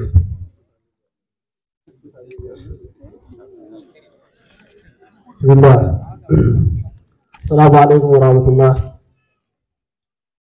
mon fof min calmini ɗum kadi ceerno Ba ko mbiɗa e min tan min kaala ko an tan wawno wottade e men sabu galle sosoɓe galle ceerno walla ko wonɗo ko fof gotum an tan aɗa wawno haalde hol golle Biyeso eyyi Biyeso kam so Allah so tawi o innirama jamma baade ni walla ñalawmaji baade ni omo handi hen sabu eɗen gandi Biyeso hol wonɓe jinnaɓe makko wonɓe jinnaɓe makko ɓe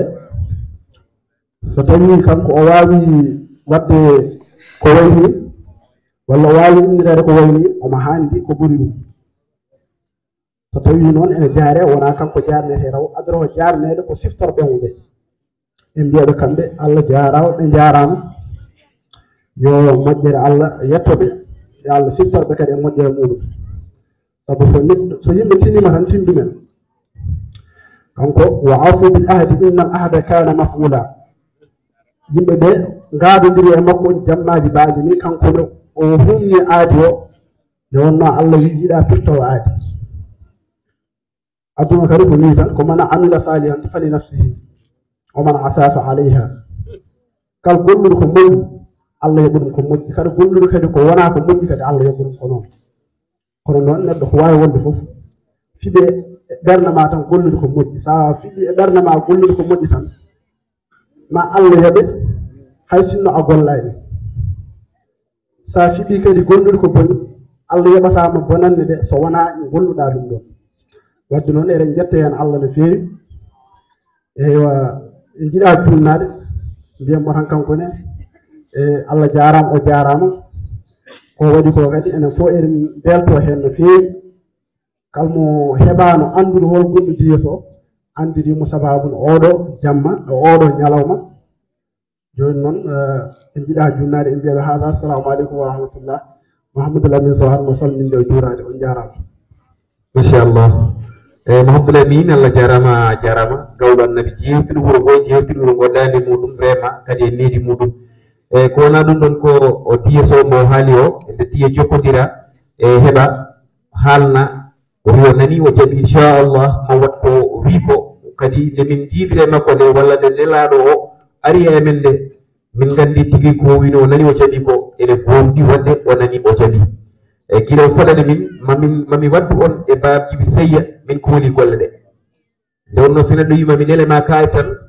a andi neleteɗo ko kellifaɗo ko nonngu tan a hoolima e ɗum noon wadde on mo nello e amin o yimɓe yettini moƴƴini fewni golle ɗe kamɓe koye mabɓe kamɓe ɗiɗo kadi ɓuuri hawnade kamɓe ɗiɗo waddade ɓe woten fof leyno goɗɗon waɗe ɓe ɗum bondigal sabi Allah ɓe gondi avion ngaji ɗi walla leyɗele ɓuɗɗe walla kuɓol ngol waylade ɓe koɓe goni ko ɗum noon wadde Allah jarama jarama e ceerno men ceerno Ahmad Sow mi nani nde matba haalata nde aɗa welti mi yiɗime ma e joni hatana ɗum wadduma ɗo oto wiyama ceerno ne tooñen kadi mi arata e inde ceernagal ngaran tan ko inde pulago tan simple ceernagal mi sartaɗi mi tawani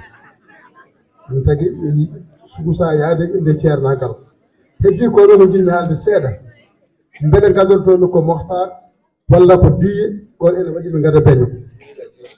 nde wonno kamɓe ɗiɗo fof mboɗo andiɓe Diye Sow mbiyata ko Diye mo Mokhtar Seye o innira ko Diye Haruna kadi ɗeɗo gueɗe omo wowtiɗe min gondi Dakar Seydi Jamil gueɗe mum fof ko luute e banggue diine guila omo France ala to nelanimo e nder Europe gueɗe mum fof kanko woni trésorier fedde mumen laabi kewɗi kala ko waɗata galle makko on arata haɗon adana délégation mum won konngol ngol on meeɗi haadde kanko Seydi Jamil e yeeso amen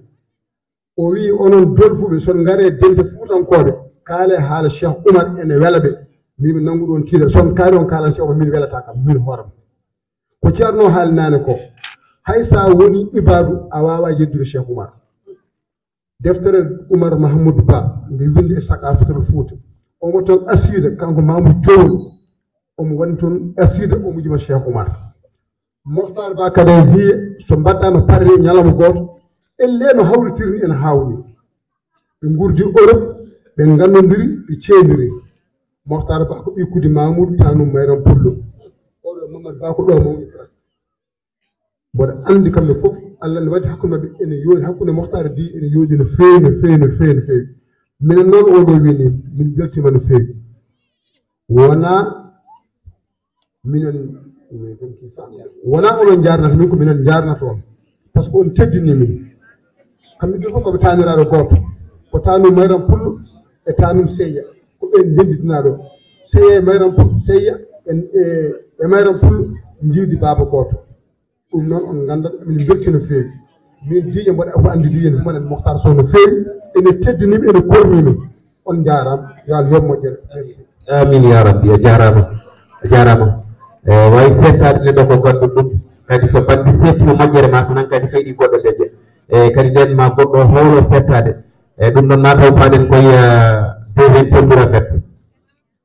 ɗimmijo pullo joɗɗo Mamadou Ka bisimilla ma Jarmodou Alhaji Mouhamadou e mo présente Alhaji Yagal ngal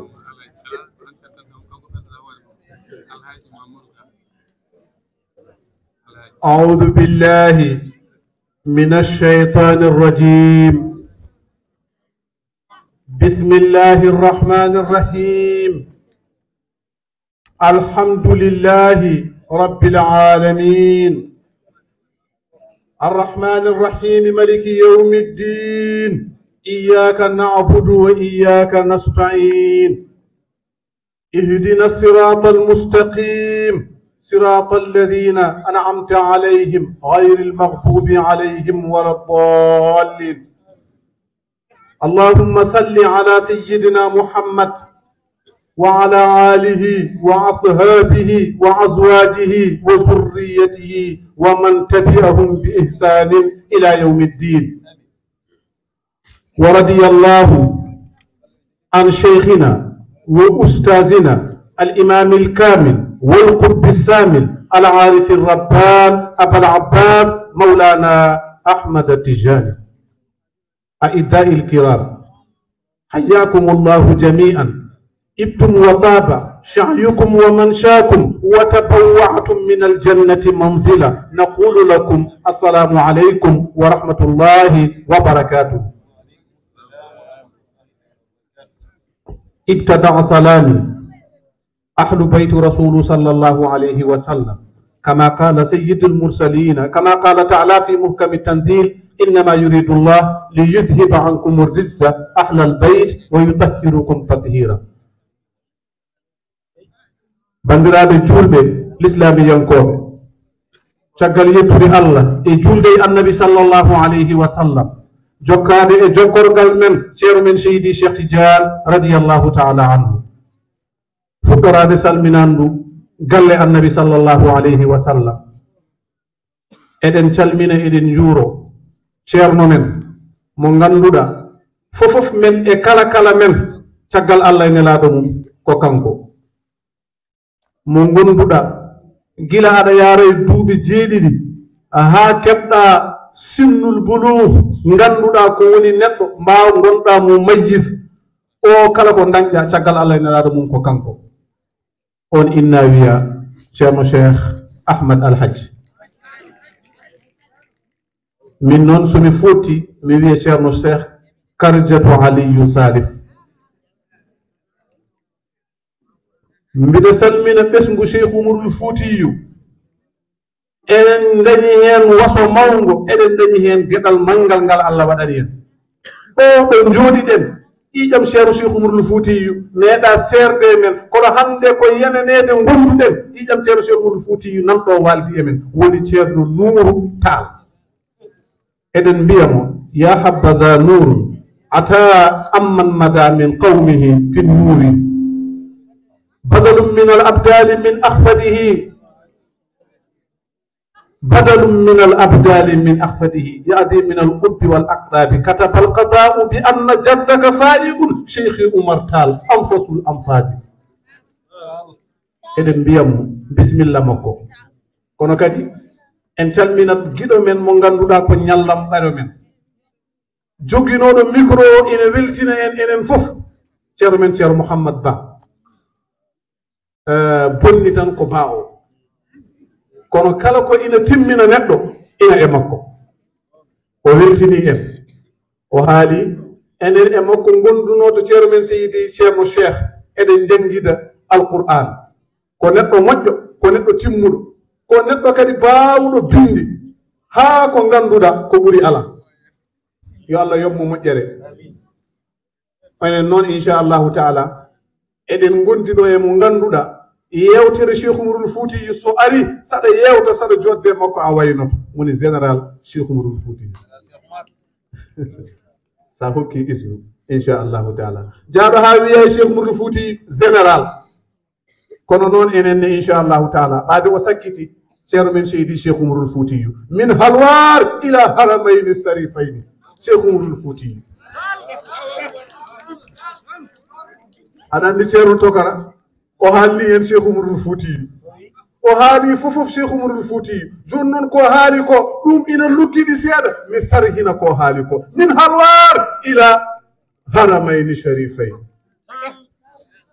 e weltinirde on hikka Allah nawinomi Makka, mi juurima annabi sallllahu alayhi wa sallam, mi naati ɗo wiyata ma bayna minbari wa rawdati rawdatun min riyadil janna. nennaanmi nde Allah siftinori kam hono ngal ɗo dental e oɗo conférence nde wonno rawande ina jeeya e ɗum ɗo ko duwono Makka noon neɗɗo fof yo ñooga Allah yo Allah nawmo toon. yow joom dureyde o wi ko huusin ka asbahil hanaya dummarin yarɓufna bil amsaji min jadbil bura yarsubna fil bahri duja wa bittuha yadufna fil ali ilal alu dafa akhfaqahunna min khafan wa min wajar marsubatun ahtuha tubyatufata.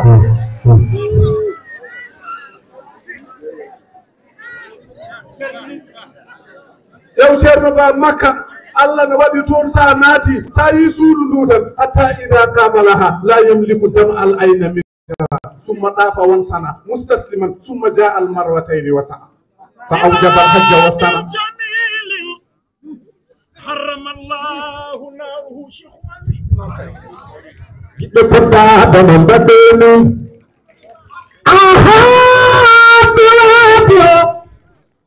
جميل حرم الله ناره على كل من لباه وطاه فيزاره بكتا دم بدني بدي وإن لم أنل أخلاقه وشعاره بحب حبيب الله أجني شماره فتبي فكل محب حبيب الله وحسبه لقد غربه ربي وزرت دياره يتقد آدم بديني فجاورته بفضل منك يداره شوف مرفق لم أكن بالقول والفعل جاره بحب رسول الله نرجو جواره يتقد آدم بديني هاشاه يقفو وفى داره فردون بيان جميل حرم الله على أني شيخ عمر فوتوتاك غونغا أي غوتو ونا شيخ عمر ويمتا كسفينة سعدات شيخ عمر إن منتهن سيد المرسلين هذه البرايا يسوع مويا لملا وقد فاق الخلائق بدة وجودا لنصر الحق إنجاز المدة يهن إليها كل من نال هدى أقام الورى إذا أجد الوجود به يقتم ذكر الجليل شيخ عمر أي بوكو ونا كانكو كونو هولتو بادن alay sago sa yiɗi neɗɗo a andat siira makko ganda hol kanko holto jibina jibinɓemo holto mawni holto jangi hol gonɗo Cheikh Oumarul Foutiyou ndeysaan kono enen fof wonɓe ɗo ɓe mbiyen yo Allah yoɓan en darnuɓe nde ɗo fedde kamɓe goni sababu ha ɗum heɓa yalla yoɓon aɗa andi yidde haalde wawde haalde jalla dañde ɓe haaldi kabira o ko adi fof ceerno Cheikh Oumarul Foutiyou jibina ko halwar hol jubinɓe ceerno Cheikh Oumarul Foutiyou jinnaɗo gorko o wiyete ko ceerno Saydou jinnaɗo debbo o wiyete ko nene Adama Aysé aɗa andi ina jeeya e needi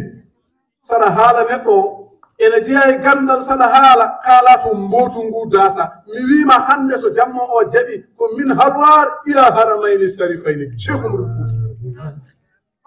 jinnaɗo gorko o ko jinnaɗo moƴƴo o hawri zamanu koye ceerno Cheikh Souleymani Balen o jeeyama e yanoɓe duɗal biyetengal pir saña huuto ceerno Souleymani Bal woni pirtunoɗo muuɗo hormo kanko jinnaɗo ceerno Saydou o Allah ina teddinirnomo wawde alqur'ana ko dennoɗo alqur'ana taarika addi sa yehi to Jawahir wa Durar ma taw toon so tawi omo yaltanno ngesa makko o ƴettat bakara somo yalta galle omo fayi ngesa o ƴettat bakara o yahay lawol he omo janga o liggorto ko alqur'an hade makko artude taw o yettima qala anama kullaka kikiɗe o hocca a hade wiide futur taw o silki deftere nde ko noon o wurduno on woni jinnaɗo mum Cheikh Oumarul Foutiyou kono jinnaɗo debbo wiyete ko Adama Aysé kanko noon hol kanko e holko dañi holko waɗi on jibini Cheikh Oumarul Foutiyou ande Cheikh Oumarul Foutiyou jibina koye lewru wiyetendu yaawa yimɓe looɓe ɓe jiɗa nande lewru yaawa ñande 30 walla 29 jamma alarba o jibina kanko ceerno Cheikh Oumarul Foutiyou ndewo jibina jamma o weeti woni korka nene makko dawri korka kanko wiyanno mi meeɗa hadde nenam horde mi meeɗa hadde mo juulde mbimi nene Cheikh Oumarul Foutiyou ndewo jibina jamma o ko weetata woni korka nde woni korka yummiraɗo o dawri korka aɗa andi kanko o ardani e hay hunde ko ɓiɗɗo mo ganduɗa ina ardanno o nandiɗo e annabi sallllahu alayhi wa sallam alaji Malik wiyata ko akhrajathu nadifan ma bihi qadarun limla wa min ɗiɗihi taqhuri li sutani nela sa sallam nde jibina hay defte e hay hunde ardani e makko Cheikh Oumarul Foutiyou nandiɗo e nelaaɗo Allah sallllahu alayhi wa sallam so tawi nelaaɗo haalnaano en hade makko yaade no waawi hawno ko nelasa sallam wiino en al ulama warasatul anbiya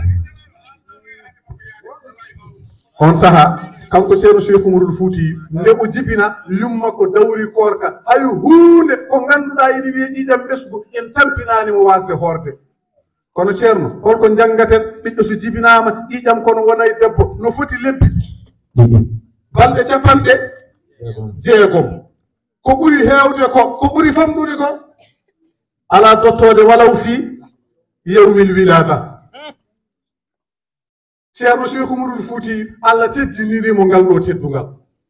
on sahaa o jibinaama oɗo kaawisi yummiraaɗo o dawri korka aadana yaaruno so joomum jibini jooɗoto lebbi jeegom rewɓe fuutankoɓe ngannde jooɗaade lebbi jeegom ko taw ƴiƴam na ara ɗum koko ɓuri heewde ko ɓuri famɗude ko alaa dottoode walaw fii yewmil wilaka so laaɓi looto njuula so korko wonno dawru korka ma oto jooɗo aɗa defane ruy aɗa defane ɓoccooɗe aɗa ɓoose wiya juulata ala yeew so laaɓiire wattu juulde koye on sahaa kanko ceerno Cheikh Oumarul Fouti hawruno koye korka kankone kadi yummiraaɓe dawri korka o dawri korka yummiraaɗo lawli enndu mum laamdudu kosam belɗam ɗam rokkimo o wone woyde o sali o faye ceerno Seydou o wi ɓiɗɗo ne jaɓaani muynude ceerno Seydou wi woppum yehi haa jamma futuru yoni ɗo wiye njare yonti o wone woyde yummiraaɗo hokkimo enndu o jaɓi holko haɗi ceerno Cheikh Oumarul Fouti hoora korka ka ngannduɗaa nelaaɗo Allah wi sallllahu alayhi wa sallam Allah wi assawmu li wa ana ajziya bihi hulufu fammi sa'imi atyabu indallahi min rihil miski Cheikh Oumarul Fouti hoori korka ka haa lewru ndu maayi watti hankadinde wuro ngoo fof halwaaro fof ɓe nganndirta njare yonti koye Cheikh Oumarul Fouti nanngude enndu on sahaa Allah forsi mawnugol ngol wonno ko jogaaɗo haaji won ko waɗata mi ara mi meftat ndew heɓi duuɓi makko tati walla nayi baabilaaɗo nange junngo nawi to ceernaajo wiyete ko ceerno Seydou Ngira Hammad on ɗon ndew yettiinde wii ceerno Seydou an kam mbalgel cukalel ina waawi haalde saka adde yo janngo o wii haalde makko ceerno Seydou nandimo wii haalde makko o wi hof peɗeeli maaɗi ceerno Cheikh Oumarul Fouti hof peɗeeli o wi goo ceerno Cheikh Oumarul Fouti wi goo o wi ɗiɗi ceerno Cheikh Oumarul Fouti wi ala hade mi wiide ɗiɗi kay haalna kam googo firtan ceernajo wi ala min kay tomi googol wiye gooran mbimi goɗɗi kam annda ko firtan o wi kam ko Cheikh Oumarul Fouti goo firtata ko Allahu wahid qul huwa Allahu ahad ceernajo faami fuɗɗi jeertaade seeɗa wiimo wi ɗiɗi o wi ɗiɗi ceernajo o wi tati o wi ala hade mi wiide tati haalnam ko ɗiɗi firtata ceernajo wi tomi okono wiye ɗiɗi mboɗo wiye ɗiɗi o wi ɗiɗi ko li kulli shay'in halak noon kay noon de Allah wo min kulli shay'in halakna zawjayn ceerno Cheikh Oumarul Fouti wi Allah kala ko tagi o tagi heen ko geɗe ɗiɗi o tagaani geɗe tati kala ko tagi ko geɗe ɗiɗi o waɗi heen kono noon o waɗi ko plus et moins hannde noon aduna o woni wiyooɓe no mbadda moyen e moyen walla plus et plus nafata haydara Allah subhanahu wa taala tagi kala ko tagi o waɗi ko geɗe ɗiɗi o waɗi ɗum noon plus et moins ɓayɓe aduna o mbi ina mbadda moyen e moyen watta natija plus et plus watta natija ko debbo e gorko gondata nafta waɗa huunde Cheikh Oumarul Fouti jokki ina limanamo holko limoore firti haɓe jottoyuje o andi heen gandal kewngal gonɗen ko yaade jamma o koko yiiri o jangi ɗon kanko ceerno Cheikh Oumarul Fouti hawreeni alqur'ana e nder heen emi jogii baydaji haa heewi fuutankoɓe ko janginoɓe e ndiɗo mbaaji koɓe nehoɓe e ndiɗo mbaaji o tiinoyi o yaade almuɓe e tiini leɗɗe ɓe garti eɓe jiɗi boolde Cheikh Oumarul Fouti e ceerno gartuɗo fof wiye ceerno minen temin teeni kono Oumar teenani kanko yaha tan waɗa alhaaliji makko on sahaa ceerno wi so wi ono teeni tan tawata ko teeni ɓe mbi Cheikh Oumarul Fouti haalde ceerno wi min kam ɓe mbikomi teenani Cheikh Oumar wi ɓe mbikomi teenani kono min kam mi teeni Cheikh Oumarul Fouti wi wadde jeen to bahe men to gogo hocce waare mum ɓe ngari goto maɓɓe fof hocci waare mum heddi waare ceernajo wi mi wino on so wi ono teeni o teeni nden to de o cheikh umarul fouti hocci waare mum e raɓɓikinade o jangi ɗon alqur'ana haw reeni alqur'ana te o reeni ko law duuɓi jeetati won wiyoɓe duuɓi 14 kono jawahir wa durar mo cheikh muntaka wi ko duuɓi jeetati aɗan ceerno cheikh Tidiane reenir alqur'ana ko duuɓi jeeɗiɗi kono ceerno ba est ce que ɓe waɗiyaɓe allah ay ɗum to adan ena waɗno jeddi won yimɓe so kalnanoma yiɗɓe yeddude ɓe ngannduɗa kala ko kalna jettat allah waɗiɓe ko jeddi ndentuɗe e yeddude ɓale on ganda e yeddude seeka koye kefaragal aada wona yeddude aada ko jabde wonno yeddude moƴƴani ay ɗum ɗo zamanu andini en ina wawi wonde hande o saaha renoɓe alqur'an ceerno ko duuɓi jeeɗiɗi duuɓi jeetati ɗeɗo alqur'an e duuɗe jeegom ni allah andini en ɗum ko hunde wawde wonde te kamɓe ɓe keɓi ɗum ko gila e on ɗon saaha nde satti nde duuɓi jeetati o reeni alqur'an o arti galle ɗo mo woni ko goto ene wiye alpha ahmad on jangguinimo tajwid ko ceerno mamadou haalanno joni ceerno cheikh jangguinimo so janggo alqur'an to ɓuttitata oto sewata ɗo dartate ɗo dartetake ɗo rentate ɗo rentetake ɗum noon ko ceerno gueɗal ceerno mamadou tulde aɗa andi ceerno cheikh umarul fouti ko belɗo haqqille kadi o ɗeɓata nannude koye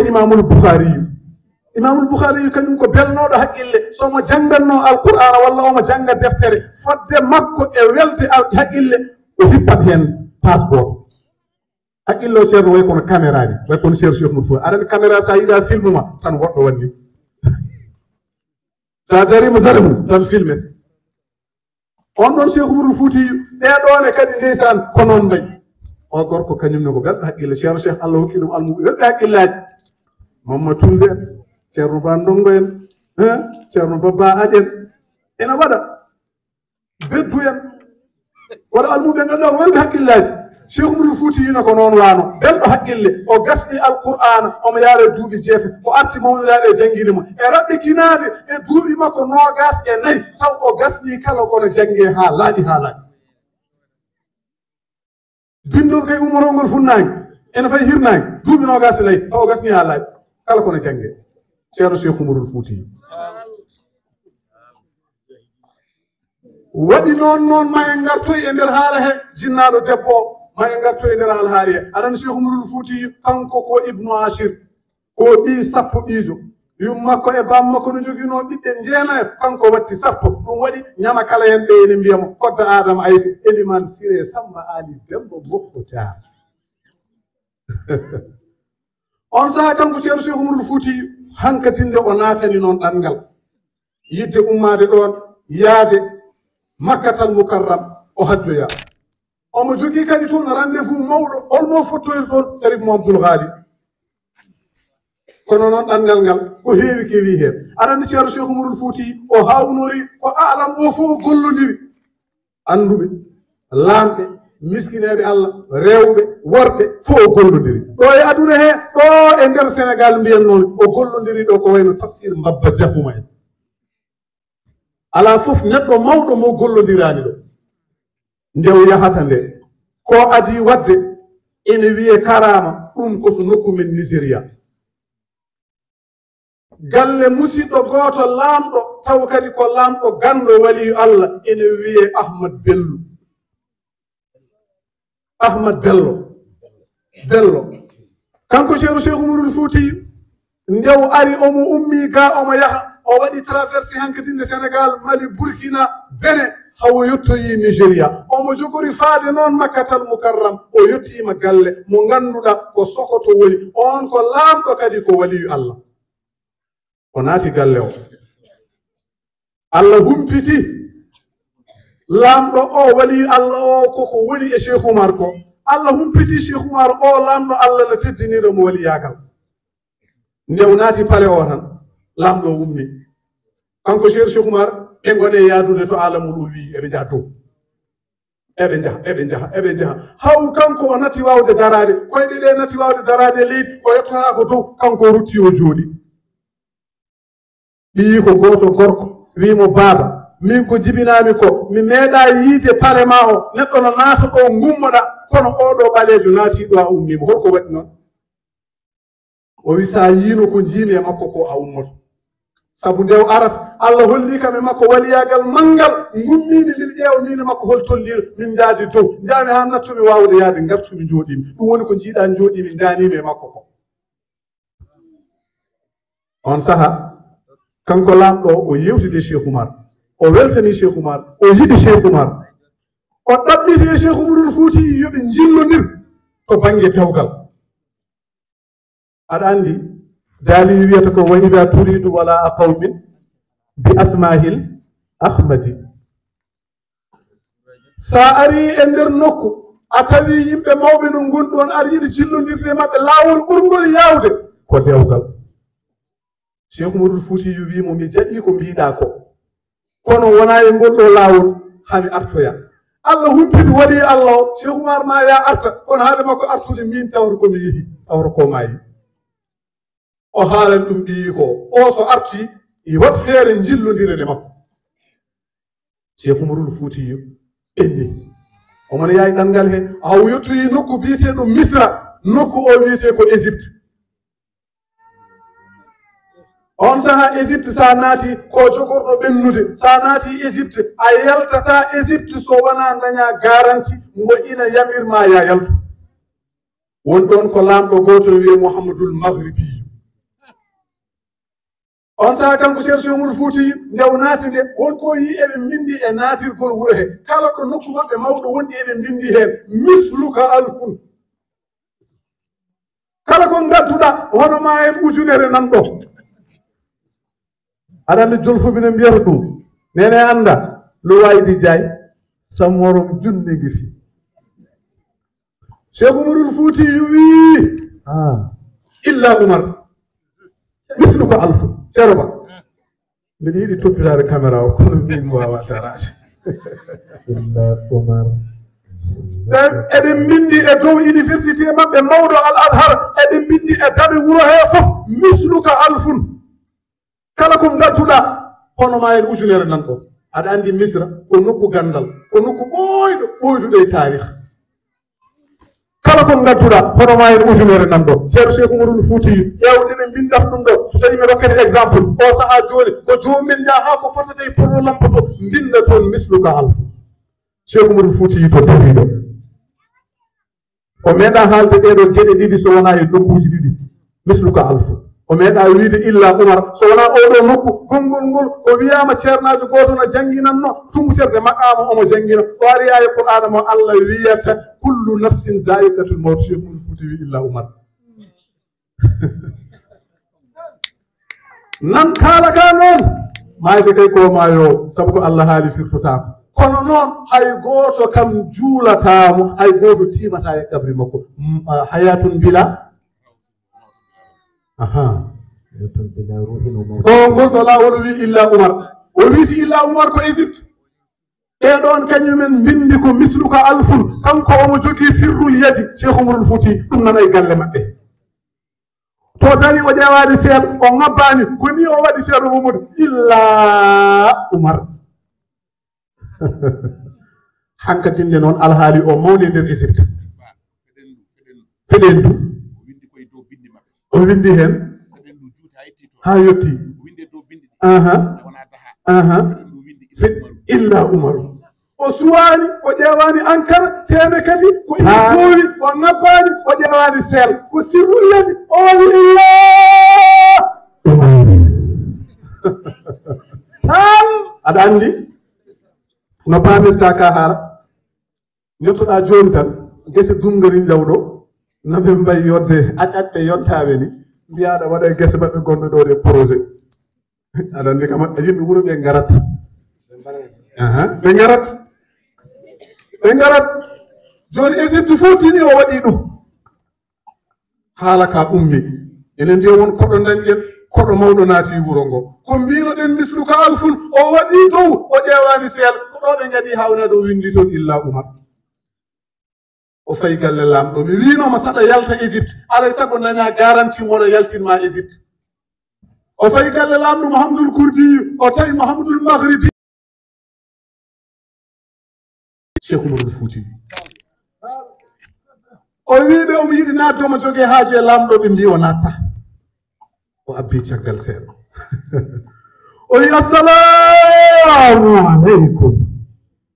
lamɗo ɗo woni nder galle to nani salminande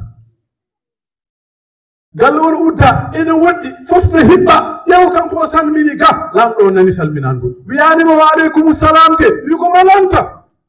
o wiyani o wi oumar bnu saïd min oumar ɓi saïd on namdimo namdal fa innama al usri yusran yusruji ɗiɗi wajo lombiɗon namdal ceerno cheikh moudou fouti jaabi o ko meɗanande o wi joom damalel ɓe goppe wara laisse lui rentrer j'ai besoin de lui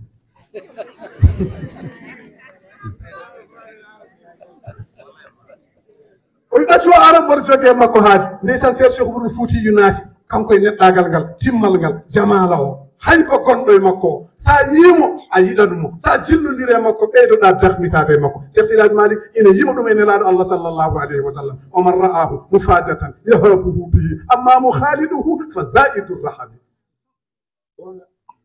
ndeysan lamɗo yewtide cheikh oumar o yiɗi cheikh oumar o weltani cheikh oumar o wi cheikh oumar holko jiɗɗa cheikh oumar wi mboɗo yiɗi waɗede garanti mboɗo yiɗi yaade makkatal mukarram mi ñaaguima allah mi waɗi halwa mboɗo jogui mouhamadoul haali haaju mi ƴeewi mi tawi hande o saaha o tawate ko makka mi ñaaguima allah kadi yo allah ɗaccu somi gasni hajjude min kalda haaju o lamɗo wi a heeɗi garanti o kono mboɗo yiɗi ñaagadema o wi holko ñagorɗa o wi mboɗo yiɗi waɗi invitation mawɗo ko an jinvitanmi hen ndeysan lamɗo waɗi invitation kala kono hirse ngeloba nagge mbaalu ha mbeewa gertogal kala kono nemore o hirsi hen fodde temedere kala ɓiɗɗo joua no maggal touba walla ko ɓuri ɗon kala ɓiɗɗo joua o noddi ɗum ñande hen arabeɓe ngari jooɗi ceerno mamadou haali joni o wi arabe heɗome alanma gueɗe nayyi kalmi jiiɗa woto namɗo boɗejo ɓalejo no jooɗe nder munen no jogui micro won haala walla omo jangga ko bawɗo woto namɗo nder mawɓe cukalel tokosel ina waɗana haala woto namɗo ko bawɗo ɗiɗi dañmi de ayo ceerno cheikh oumarul foutiyu nde dendangal invitation waɗa ade maɓɓe ñamde lamɗo yiɗi yaltinde makko gandal wi eɓe jogui namde gila witteen en yo en mettini alhaali ko windi illa oumar ɓe ndendi eɓe jiiɗi yiwdemo eɓe mbaɗa mo namde gila 8 heures à 18 heures kala namdal ngal ɓe namdi o ɓeydanaɓe hen koɓe ganda kamɓe fof ɓe gonti almudo makko ɓe belti kono noon eɓe manki jabte kanko cheikh omar fouti allah andinimo ɗum o wiɓe noon daroɗe gila 8 heures ha to jarten ɗo ko onon namdoto joni min moɗo namdo o namdiɓe namdal gotal kamɓe fof ɓe muga eɓe jogui ɗon mufti goto ko gando ko on ɓe parnorto ɓe mbi on yo ar on ari gila o yetti o ñohi cheikh oumar e nder ɓernde makko holko ñohiri cheikh oumar e nder ɓernde makko o wi mataw kay wona oɗo ɓaleejo mataw wona oɗo ɓaleejo woni ko ganduɗon ha ko ɗon noddani ceerno cheikh oumar wi maduhun wa zambun fi makanin wahidin wa qalbun wahidin ajabani ɓe tina tan cheikh oumar wi kanko joyi cheikh oumar koye nder ɓernde makko cheikh oumar to jooɗi ɗo wi mantugol e yennugol e jonde wootere e ɓernde wootere a yi geɗe kawni sabu cheikh oumar ɗo ene andi o yenni e nder ɓernde makko kono nomo mantoy maduhun wa zambun fi makanin wahidin wa qalbin wahidin ajabani on saaha cheikh oumarul foutiyu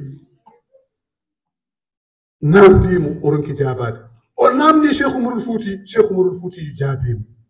jaabowol laɓɗol o dañi hen gandal o wi kanko omaɗo namdoma namdal hono to gummiɗa cheikh oumarul fouti wi gummimi ko sénégal o wi gummimi ko fouta o wi mbale hono bamma en nanto cheikh oumarul fouti eɓe mbay toon no leydi o wi hono nenama en o wi ko on woni mo weeɓani to baba men kay hono munen ene mbay toon no leydi kaɗo haala ko égypte wurtat ɗum e laawol o tawan ɗum ɗo no Allah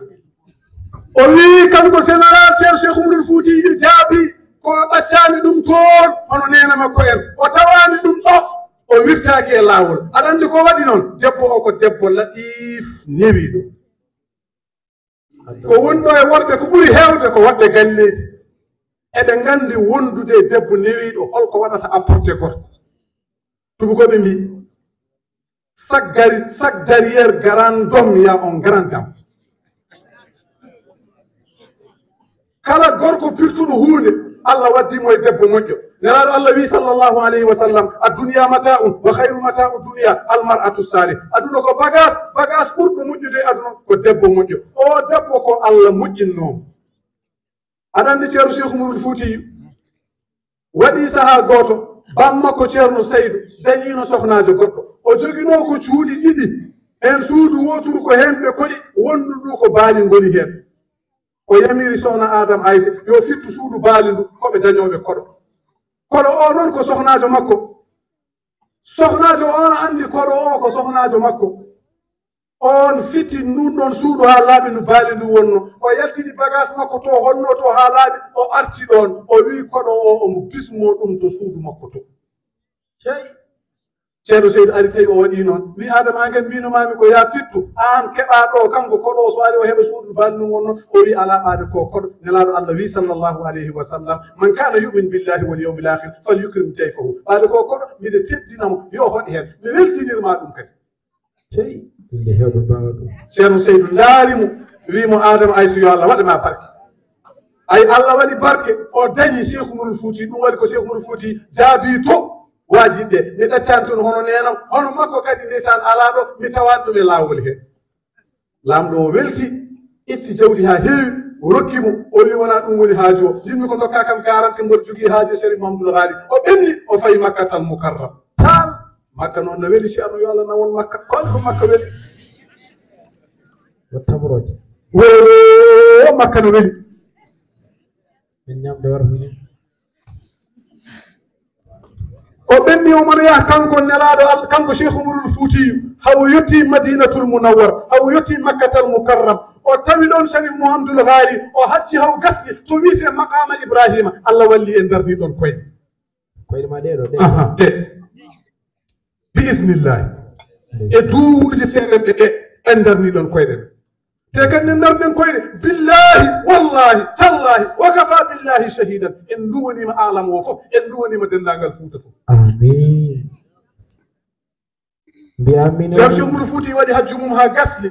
fotti ɗon Sérif Mouhamadoul Ghali Cheikh Oumarul Foutiyou kanko Sérif Mouhamadoul Ghali Cheikh Tidiani koko sifoninomo hol so yi o gorko holno wayata omo andi Cheikh Oumarul Foutiyou o sifanama mbaadi mum ɗum tagui de o hokkimo jungo tan o wi Oumar ibn Saïd ceerno Cheikh Oumarul Foutiyou ceerno Oumarul Foutiyou wimo naam Oumar ibn Saïd o wi anta Mouhamadoul Ghali o wi naam ɓe maɓɓodiri ɓe danodiri won hadiya mo Cheikh Tidiani rokkunomo yo rokku Cheikh Oumarul Foutiyou Jawahiral Ma'ani deftere wiyeto noon o itti deftere nde o rokkimo ceerno Cheikh Oumarul Foutiyou Cheikh Tidiani nde rokkata Mouhamadoul Ghali o wi sa rokkimo maw wiya ko ɗum woni sa rokkimo so wi ko ɗum woni jaabomo ko hadiya gummiɗo ceerno makko Seydi Cheikh Tidiani fewde makko mo wiya ko holnden mbiyamo ha yawmal qiyamati Cheikh Oumarul Foutiyou nde Cheikh Mouhamadoul Ghali itti Jawahiral Ma'ani rokkimo Cheikh Oumarul Foutiyou wi holko ɗum woni o wi ko hadiya gummiɗo ceerno ma Aboul Futuhati Tajul Arifina Qutbul Aqtabi Seydi Cheikh Tidiani o wi ko ha holnden Cheikh Oumarul Foutiyou nase o jaabimo o wiima ko ha yawmal qiyamati aɗa andi ɗum no foori Jawahiral Ma'ani haala ceerno men Cheikh Tidiani dokkeɗa ɗum an Cheikh Oumarul Foutiyou teene kadi ko ha yawmal qiyamati kono rokka ko bawɗo aɗa no waɗi ha ala o yawo waɗi rimahu Allahu akbar aɗa andi o rokka ko kange holko renirte gawal ɗum tagi kala jeddowo laawol ceerno Cheikh Tidiani hadema wi aɗa yetta laawol ngol so bindi jeddirta ngol so nahwuma fiire fayil so so balaga so usul so mantik so pati so bayan ya yurno e ha pusade defte daw ceerno Mamadou wallahi wona ferade konngol ma Cheikh Oumar Fouti en ɓe beltini ɗum ɗon gooto e seere mbam wallahi ɓe mbotta inde nde seeɗe gooto e seere mbam mo pewɗomo yimande Cheikh Tidiane wallahi kono gila mbattomi yimande mo Safina o yiɗa mi yimmanamo so wona Safina wallahi hikka nde o yehi Makka omo yehi Makka o wi boyngal makko e Makka cim o tawitano Cheikh Tidiane dari mbimo ko kaari o wi eyi billahi wallahi wona caka mbimo kaari o wi eyi haali yettode makko o wiɗo bagage ma woni o bagage am nan o wi jon ceerno o sikkiri seeɗa o wi wona gummiɗa wuro mon ko ñalawma naggam mbaɗɗa Dakar balle tati Cheikh Tidiane wi yomi fadde ɗo billahi wallahi allahu akbar jom machallah yo Allah yoɓ moƴƴere jom nden ko on won toon jaatigi makko minne gilla men nelaɗo Allah rokki kam toon geɗal ne ara ayi ɗoɓe mbiyata rawdatum min riyadil janna ceero babbana andi nadde toon weeɓani il faut gadda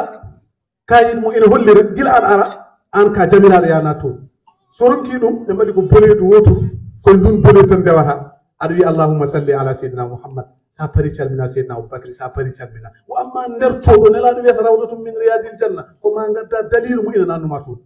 jamma moɗo leeli nder hôtel madinatul munawwar ha waji orta ɗum Serigne Touba waɗi o findinima o wi kam sendi est ce que duggugani wonno rawdatum min riyadil janna mimi duggunaka oyno cibir laalay wax min man dal duggunako mi dugg o no demal tejjinan ko hedde imire jottimi tan waji ɓe mbi kam ayna fiida holto kayit ma mo ina tondina ya naɗɗo woni min kam yadda ɓen noon ko Égypte naɓe mbeɗa waɗi oɗo wutte wallahi lladi la ilaha illa oɗo wutte o yaw gadam wallahi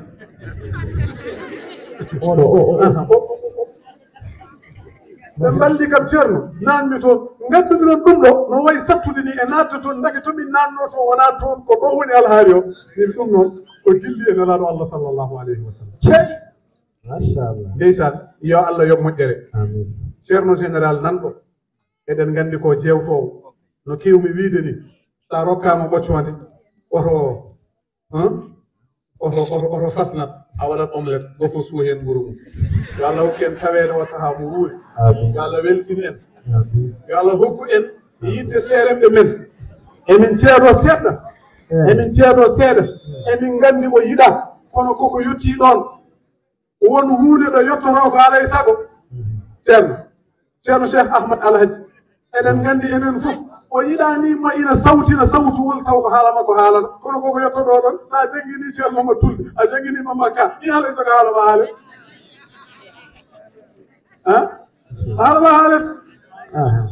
kadi o jannginata ko alqur'ana omo waawi alqur'ana baawgol ngol ngannduɗa kala ko wela alhamdulillah rabbil alamin ko laaɓɗo reedu ko moƴƴo ko nebo yo Allah yommo moƴƴere waaji goto baaba o hade mi yaade baawɗo alqur'ana walla ceerno ba wi ko liilu ko baawɗo alqur'ana o meeɗi ɗannaɗo yi France o arti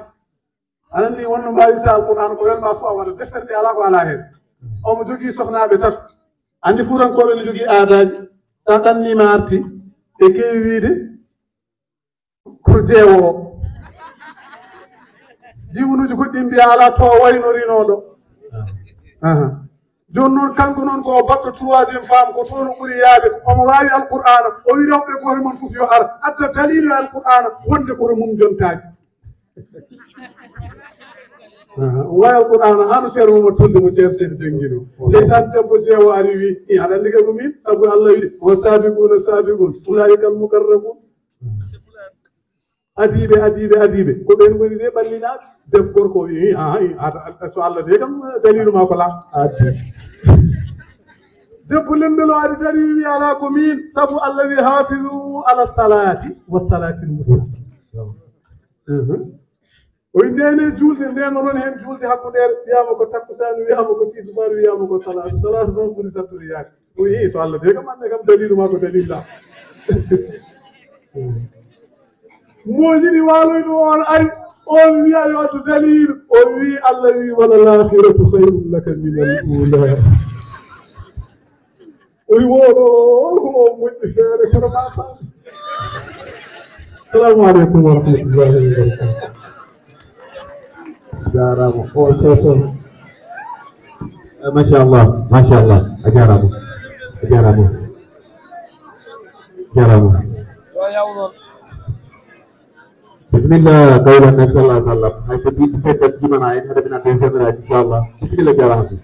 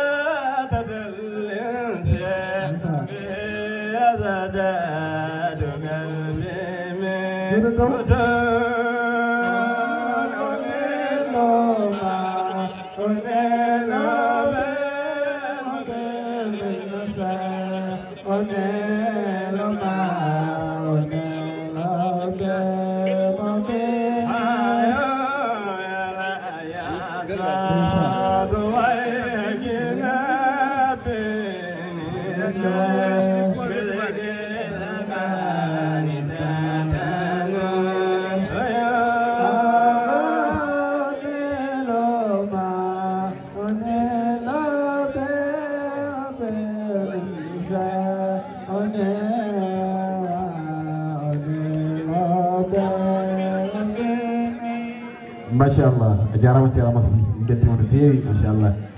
ay joni noon ma taw ceerno men wino ko so tawi conférence ji men kaldi gayni yen garanmo o ara o waɗa duwaw o yewde men o yidire men jamma e o seedno en kadi wonde en yimo o yi en ɗum noon so général fuɗɗima ko nden cheikh ahmadou alaji bocar samba tall jahon gaɗon ceerno inchallah bisimilla ɗum noon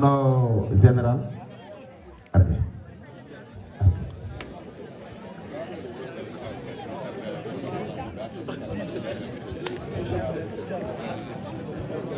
Sherif no gorɗa ala selli mi juuroma kam haadami fuɗɗade haalde haade ka taɗum nulaɗo Allah mimo hoore seeɗa o woni général cheikh oumar al foutiyou tall général a heeɗima wañide ko kaale cheikh oumar ko a heeɗima koɓe kaale cheikh tidiani ko a heeɗima koɓe kaale adama aissé ko te neletaki asman ko ɓuuri cuurki somin namdimama hol gonɗo cheikh oumar ko adiɗe ceerno yetto mbiya min holi on gonɗo cheikh oumar ceerno nouru en gandi taadiraɓe cheikh oumar ne mbayno leydi kanko ne holɗo tolni e taadiraɓe cheikh oumar ɗeɗo toɓɓe ɗiɗi gona hen haade ceerno narta ceerno nouru hol kanko e taadiraɓe cheikh oumar hol mbaadi o ƴetti hol koyngal o ƴetti hol ganduɗa e trace moriri kanko ne mi salmini dental ngal fof mi wimon assalamu aleykum wa rahmatullahi taala wa barakatuhu Dungari jawnaɓe adami salminde seereɓe ɓe e jeyaɓe Allah wonɓe ɗo ɓe fof debbo e gorko suka e mawɗo mi ñaguima yaafuya darade kadi ne haala sawto jomum ne woɗɗo hen taw mawɓe ne ɗo walla jeyaɓe Allah ne ɗo ceerno ba yo on yaaɗo onon heddiɓe wooda heddiɓe ko noon watte sa wi kam holko ceerno nour waɗi représenté ɗum woɗɗoyta jarani keren mbiya ceerno nour woni ɗum ala ceerno nour ko cheikh oumar point ko cheikh oumar aɗa ɗoɓe tagui cheikh oumar foutiyou o meeɗi saaha goto ƴetti koyngal makko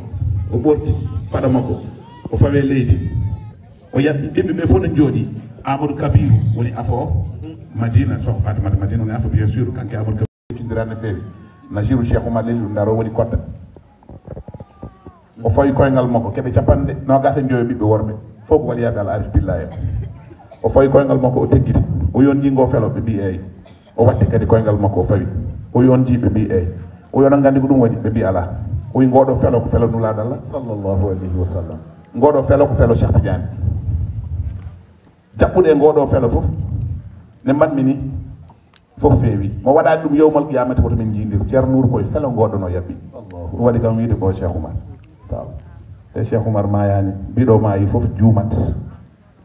Allah andi noon mano mayoyde walla mano noti to jomiraɗo mais o windi ko hayatan bila rawhin wa mawtan bila ramsin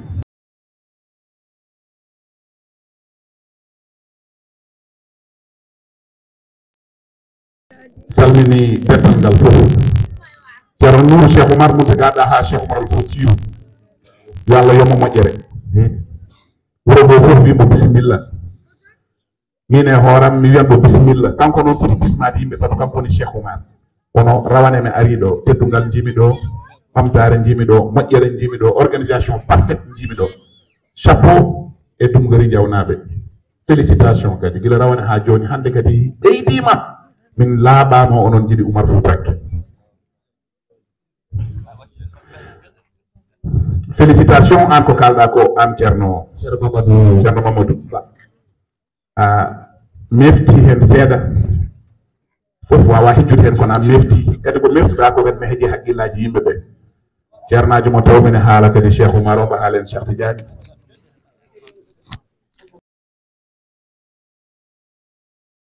on va continuer cheikh oumar sene haale merci beaucoup cheikh oumar sene haale ne namdi wadde dal deete nane o haali e cheikh oumar ko haali ko e cheikh oumar jibinande cheikh oumar mano jibina to jibina no mawni janggude nde ɓurada goongo duuɓi jeetati gonɗo lawol o haali wonɓe yanoɓe duuɓi jeeɗiɗi jeegom jeeɗiɗi jeetati d' accord nden jangde nde satti jiiɗamen joni ko gongo kaldan haqiqa Cheikh Tidiane duuɓi jeeɗiɗi taw reeni mais Cheikh Oumar o ara omo reeni mbaɗanoɗo ujunere walla o hanno yaade duuɓi ɗiɗi duuɓi tati on kay toranade jangde wadde on ko ɓoyji mbaɗono ujunere ikhlas taw so ara nadde jangde on hono andi wallahu ahad allahu samad to andi ɗum goo mbiya goo ɗiɗi mbiya ceerno haalnam ko woni goo o wima o anda mbiyama allahu wahidi allah ko gooto wonti ko wallahu ahad allahu samad lam yalid walam yulad walam yakul lahu kufuwan ahad ɗi on kay goo parɗo walla wona noon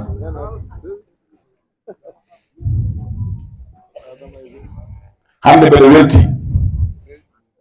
arde ɗo dungori ñawna wirayde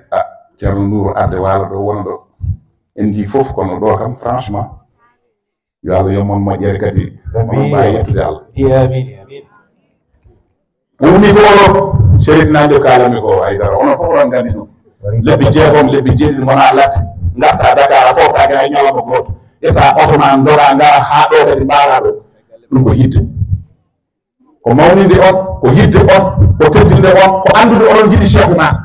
ko andude Cheikh Oumar neɗo ko kalami ko mi haaldira ɗum ha wela neɗo kaldimi ko ha wela Allah te onon gandi kalami ko gonga Cheikh Oumar Foutiyou ne ñaamine goɗɗo lawo asiyani mbeɗa haala hen arraji Cheikh Oumar ɗi mbeɗa heewiɗe hay ɗum woni jawri jawhara eyyi ɗum ko sirru hay Nouro balɗo hande kadi ko ra oɗo ko Aïdara ra caméra ko ra micro ko ra fof ko Cheikh Oumar rawayno haalan ɗum yitere ko ra hinere ko ra ñiiri ñamata colɗo ñawawa ñamde maaro ñiiri ko ra nofru ko ra hoore ko ra ruuhu ko ra ayno bari ɗum ara wono ko rasanu ko rahim ko rasanu ko rahim kanko woni yurmede kanko woni arsugo julde kanko Cheikh Oumar Foutiyou mi haala noon kadi ayno bari ɗum aramo kalano ayno o reni o ayni nimo o moƴƴini ra o reni o rendini o rentini kanko Cheikh Oumar waaw ko golɗu noon fitanke on woni Cheikh Oumar Foutiyou ala ɓeɗo ɓuura ko c'est important wona ko joni ko Cheikh Oumar tolni ɗon so jaɓi yaha ɗum moni ɗum nan gullen ko Cheikh Oumar way noon ko rokki men ko kay en ñanani yaase mbulani ala wawa gasi sabu Cheikh Oumar kanko woni fof meɗen no wonitde Cheikh Tidiane nden nduɓaleji susa yaade dagga salatul fati anta ani sirroɓe woni kanko Allah andinimo sirroɓe woni mamoɗo qalil wima an woni Oumar ibnu Zaydou ɓe kutinirɓe ɓeɗa yindirde Cheikh Tidiane joden noon ha ñoɓade Cheikh Oumar ɓeɗa kanko walla ɗum haɓeɗaɗi waɗa kanko naraɗaɗum mi mofto Cheikh Oumar jeli mo ko yaɗa reportage non non o dañi geɗe joyɗe ganduɗa Allah tan rokki ɗon hay goto on kaanimo kanko Cheikh Oumar Allah tan kaso ko haalano nane o wonde mo joni an o larma to maɗo heɗe waade goto joɗima ne ɓooto ne ɓooto koyɗe mo ko jagga Chérif tan ko Aïdara ne ɓooto koyɗe Cheikh Oumar o wi o toroɗo fayi omo miijo ɗum e ɓerde makko ko woni ko o toroɗo fayi omo ɓooto omo miijo Cheikh Oumar wiyama haydara o ɓooso waɗa hay kecci ki o ɓoosi ha ɓoyi o wima faydo ɗi tawde Cheikh Oumar ɗum hande dati lup wiima haɗa en tan mokka tonaramaji te o miiji tan wadde kastu so Cheikh Oumar joɗima 12000 soldats joɗima ɗo kala ko miijiɗa ko andi 12000 soldats sappo e ɗiɗi ujunere neɗɗo leydi ɓanduma fof mandi foti nguurda ma mandi maade ma wonande mane woni hoɗo taw ha ko woni ko addani gillo tofoɗanade kodde fere kodde tan ɗum mbaɗa mbiɗo mamma hamno koɗo subaɓe dembuɗo Allah sara no dedi woɗi no ɗo ɓadi yimɓe nde wayno balli ɗum Allah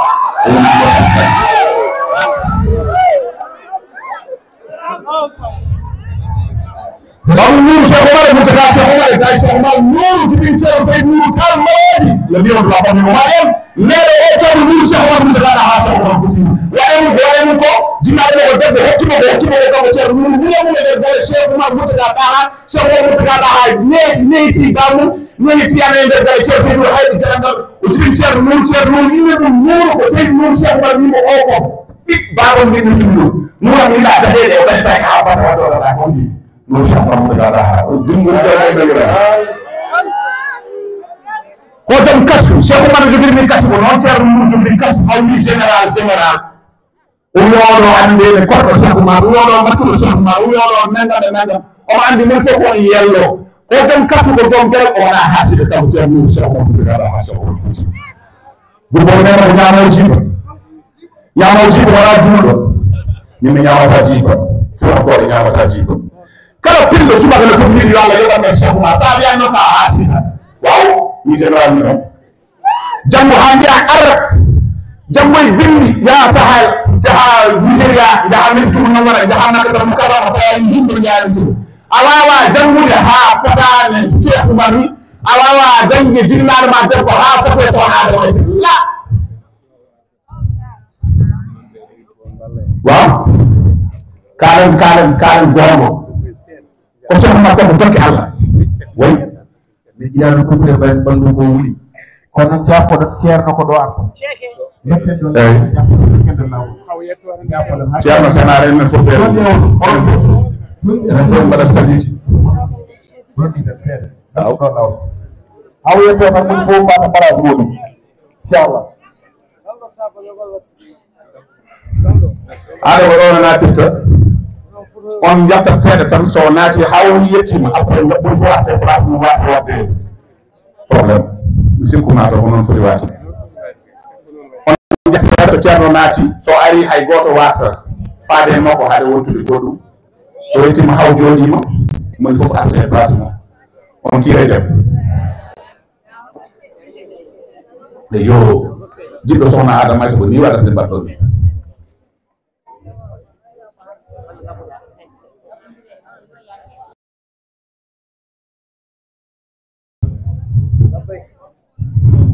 tanu Rasul sallallahu alaihi wasallam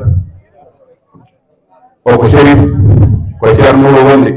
ko giɗo Ceerno Nouro ko almum Ceerno Nouro ko jaɓɗo wonde maccuɗo Ceerno Nouro te ko ɗiɗam Nouro Allah sallallahu alaihi wasallam won ko yiye Ceerno Nouro koy kanke Mamadou Kene men mon frère mo rek itti ko toon an Nouro ko ɗum o ara tawtere gueɗe ɗe ɗo hoore fonde kolda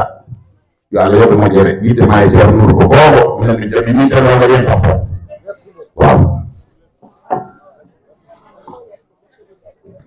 jaafa ɗon wonde cukalel hatta wonde mawɗo ko suka kono o yaawi andude Ceerno Nouro holko woni mum o yaawi andude wilaya gonɗe Ceerno Nouro o yaawi andude dokke gonɗe Ceerno Nouro tubaab wiyata ko la valeur n'attend point le nombre des années waaw la valeur n'attend point le nombre des années aɗa jiidi diwan ken bandiraɓe kalɓe sasel daara halayɓe wuro Alaji Modou Moussa Ali daara safina mo jimata o ko safina haqiqa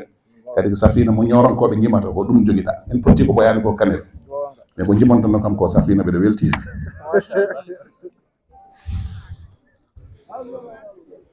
so Ceerno Nouro ne ara ɗum waɗi mi usta tension seeɗa mi danko haw naata ɗum woni dariɗo o jiyaɗo Allah mo ganduɗa hoore ma ko waɗi Allah ala ko fof so wona Cheikh Oumar ala ko yiɗi so wona Cheikh Oumar ala ko woni pele mum so wona Cheikh Oumar ala ko woni miijo mum so wona Cheikh Oumar o mandi futankoɓe fof yiɓɓe Cheikh Oumar Chérif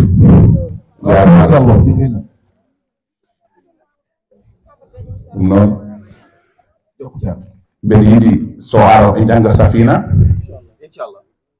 ceerno sen ara jaɓɓore safina ɓurata welde donc Cheikh Rasoul Bocar Noto kaneto o wima yo wiccu ɗum kala ko ɓawli jillani e kosam arandi monsieur acci wocconde so hiri hoore neɗɗo hayren tawa walla wona gonga wocconde so hiri hoore neɗɗo est ce que hayre tawaka tawa Cheikh Oumar Foutiyou ko barke ko yurmede ko arsugo Cheikh Oumar Foutiyou o ferni men laawol fewde directement aljanna dow ala iyu eyyi par ce que o nande ɓerɗe men Cheikh Tidiane ne moƴƴi de kono mo yettani sababu yettata i joni noon enen en jetta Cheikh Oumar hade ma wiiɗaɗa ƴeeŋa aɗa faye to neɗɗo mo yiɗa Cheikh Oumar hendu Cheikh Tidiane jango ɓuuratama Allah ne yiɗi mo yitte kala ko mbaɗɗa ma yi Allah tikkat noon Cheikh Oumar way alaji aɗa juurinoma rasul sallah alih sallam pardonnomi de ga ceernara yobbu ceerno e lawla walla je continue mbimi Cheikh Oumar ko wi ko nane kanko e Cheikh Oumar Fouti mu Nigeria Nigeria to Cheikh Oumar yanoto alaji ko Ousmane Fodio dem ɓe mbi ko fummi haarwol cosaan makko ɓe mbi kadi ko to ene e wuro Madi o côté wuro Madi o woni Alwali Amad Dewa en edde toon kono Ousmane Fodio dem ne Cheikh Oumar arata mo ɗe kanko Cheikh Oumar ko heewi Cheikh Oumar yontida koye Mouhamed Bello mo mbiɗa o haqiqa ko ɓiyi ko Ousmane Fodio dem hay boɗejo tubako capato gando waliw e saaha mum saɗa are makko joni wonde koye ladde photo yi makko nan to a suusa yarude koyngal kala jaɗɗa kono koyngal paya e makko temen tati neɗɗo nan dari banggue ñamo temen tati nan dari banggue nano ɓe jogui mum fo silamo jogui laɓɓe jogui fetel haɗama yettade ɓe kirsiti ala droit yettade e makko taw aɗa yaara koyɗaɗa towto ko Oumar goto dañi ɗum Oumar Foutante te omo wonmi Fouta omo waɗa wutta makko goto mo tulmata sefota ko jogui course makko murtode pare makko sall pare makko aɗa ende ene groupe Cheikh Oumar sana yaha yettittako o jogui ko mbadi nulaɗalla un grand homme watta ɗum aɗa yaha en tant goto aɗa yeeƴo tan ele baɗɗo bone Cheikh Oumar watta ɗum il ne fait jamais ça Oumar Foutante faye makko taw wonde ari nini ko Ousmane Fodio dem ko pullo ko pularo haalata ra Cheikh Oumar are makko Oumar ko ra te kadi ko pular haalata ko ra ƴeew ko ɓuri ko hulɓinade Cheikh Oumar arraji kalamini ɓe cikko goɗɗum tawno ko haqiqa woni ɗo ko sirru hay sirru ko ra wonko ummoto e neɗɗo maayat woni hol ɗum so sottime maɗama yahat ruuhu to fuɗɗiri deftere nde o windi nde kanko Cheikh Oumar rima to fuɗɗiri so wonano kanko arif billahi ni dañanno probléme de eyyi bamma dañiri ɗum ko tarama yimmi Cheikh Oumar o ko ɗum rokkimo yaade Island Record ko ra eyyi mais guitare ko ra te bamma wimo yimmi haɗa yimma Cheikh te to signinaɗo contrat o wonti joom jawdi a heewi aduna foof nani mo wiyata ko Angleterre ko ra wala kecce sono are rawuɗi joni yimɓeɓe ɗum ɗo wona toon paami jinmi huccude koye Ousmane Fodio nder ne jaɓɓimo de omo huccani Cheikh Oumar ne ara o soyima Cheikh Oumar o wiye Cheikh Oumar ko hulɗini o jogi o jaɓɓi Cheikh Oumar o urni ɗum o joɗɗin ɗum e fauteuil makko kanko o joɗɗi less mbaɗa ɓiɗɗo o heewi metti ay kiram ne hulɓini neɗɗo ɓurma martaba ɓurma daraja ɓurma gueɗal to Allah mbiya tikka wonta yettaki to Allah tan ande ren ɓeɗo fof ndendi miijo ndendi anniya enen fof yitte men ko Cheikh Oumar wadde gañgu ala ɗo jetten Allah no wallum de kanko tan andi Cheikh Oumar tan andi ƴeew wonɓe ɗo ɓe pop hay goto anda Oumar ne andi kanko ma andi hay ɓiifu anda waaw ala jumron Foutiou jodde e makko batugol gasi o wi baaba hande min kersi hawsankoɓe kersi Nigéria hersi oɗo ko halpular ko pullone ma ni jeeya ko diwan ma lafti ma ko toon aɗa jinganamo aɗa ummino joɗɗo cukalel ono ganduɗa hoorema ayinnowo Ousmane Fodio dem wimbo subhanallah ɓinguelam a famani aɗa mi haalanma kiidu so morom c'est pas ton égal min e hoorema wona moromam saga kadi min mo mbiyami morom fof kanko wona morom ananani ɓeɗen owne arata nde soyninoɗo juɗo suka yettade ɗum min e makko koyngal hande jetti ndendiri leydi koyɗen ko ɗon kaaɗi kanko koyɗema ko witti modde ndi witti nagge ngel e ɓenne mbeɗa yiiro haadi tan gonti tan ɗum kaaɗi ngandum kanko ɓuuri mi joɗude koyɗe ƴewmi dow atanan gadano 3e 4e 5e 6e 7e min hooram ko ɗon haaɗi hoore makko fof goye sidre tumnita haa ɓeɗa ndaara hande komi yiide ngandumi ko jool te kulon jool kolo gëna kala ɓurɗo on joɗo wi ɗum anen ndeni jool kolo suɗɗal ne ko jool wona goon o jabbile Cheikh Oumar ɗum waɗi o yinno yo ɓiɓɓe makko ɓe e famille makko jillidire Cheikh Oumar Foutiou ƴiƴƴam par ce que Cheikh Oumar kala jillidirde makko ƴiƴƴam te Oumar harmi jangi Cheikh Oumar ko adam dogate ɓanndu mum koko wona ronti koye maɓɓe woni woni mum fof ne dogata ɗum pour jiddude maɓɓe ko gueɗal de wona haala pele ade noon so haalne wona ngañal wi pourquoi o wiini ko haqiqa Cheikh Omar Fouti ko noon wadde Ousmane Fouti dem hawno ka rewɓe ɓe ɗo rahmatullahi aleyka hasinatu ɓe mbi nene satour wona faami tal aɗa heeɗi ko kalami ko e Cheikh Oumar Chérif aɗa andi président Sénara o woni président men kanko Ceerno Nour Cheikh Omar Moutaga ha Cheikh Omar Fouti aɗa wawi yimde Safina jaɓɓoɗa Ceerno e Safina haw yetto fuɗɗo continde nda min ɗonani ألا إله خاض الورى قبل آدم ألا إنه أولي وصف آدم شفيع الورى حداك ذاتني يلوث به في الحق عبد آدم ويرضي لهم ربهم ويديهم عيا ألا إله وقلبي ومسمعي وعيني وذاتي وحرفتي ومجمعي وسر هيئاتي وهو في ذكري معي جواب لمن يعود يريهم لمن يفقه وروه لمن يبدو فلا نور إلا وهو من نور جلاله فلا نور إلا وهو من نور سبيله ولا خير إلا وهو من أجل بشره ولا قدر إلا وهو من خير قدره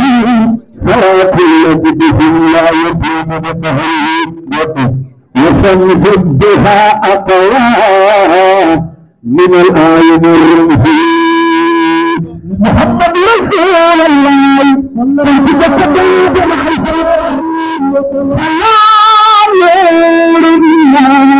وهو من نور صدره ولا خير إلا وهو من أجل بشره ولا قدر إلا وهو من فيض قدره صراط الذي لا يكون بظهره وشمس بها أقوى من الآية الرمزية هو سر الله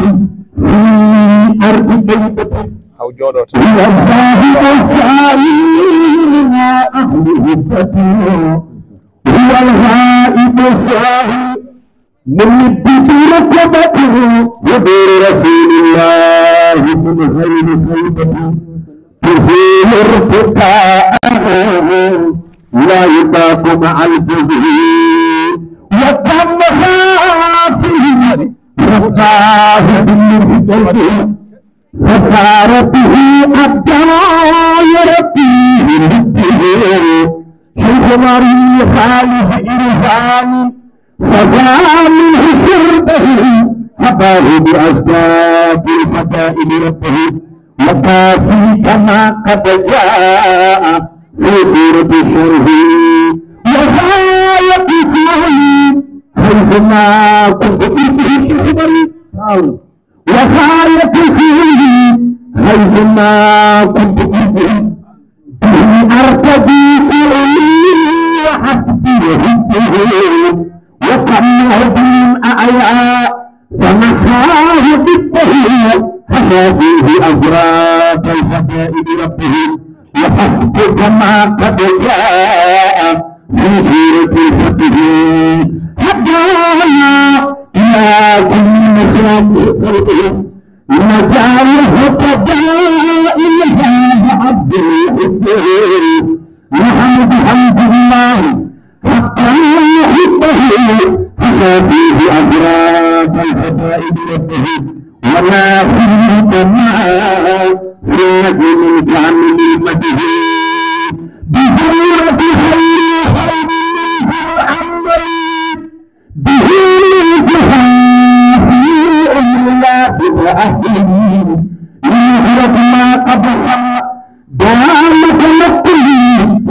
وجوده يظاهر أنه حياة بلا ليه وموت بلا رمزي أما فنده الحجارة ينكره بهم الكتاب من بدن أما فنده الحجارة ينكره بهم وبه يرضى رب أن تتأمدي شريعته وانتهى مدح محمد رضا الله في مدح النبي محمد وكن كثيرا ما في الختم والذكر يا مصطفى لا يشبه ولا فمن جاءه يذكر يظهر قلبه به زوج من آباه في النار كبه أعد لأهوال قيامته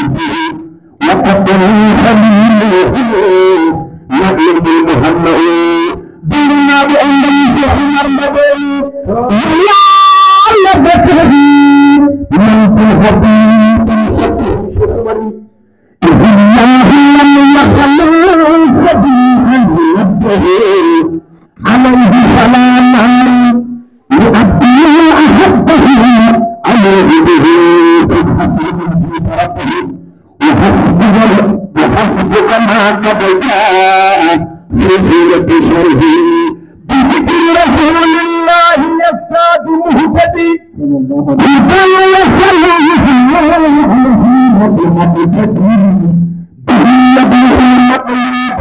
من كان يرتدي صرف إلى مده الحبيب لأهتدي إلى من ثاني للحقائق متصل هو المصطفى مسيرا بكبائه أتاه المريد يستطيع المدائه ولا يرتدي إلا أجل صفائه يريد بما يمسن نصر ثنائه إذا الدين لم يكمل فلا كانت الدنيا صلاة على هادي يرى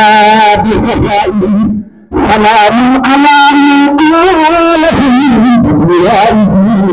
سلام على من حسنا بفتائه يفرهنا إله حرب فتائه إذا الدين لم يكمل فلا كانت الدنيا. اللهم صل على رسول الله. جرم. إنما بسم الله جمعين. Ceerno Diouf ni jokkana en ay alhamdulillah woni yettere Allah Ceerno Nouru Cheikh Oumar Mountaga Daha min calminima min juurima min ñaagima duwaw min kessitini minen fof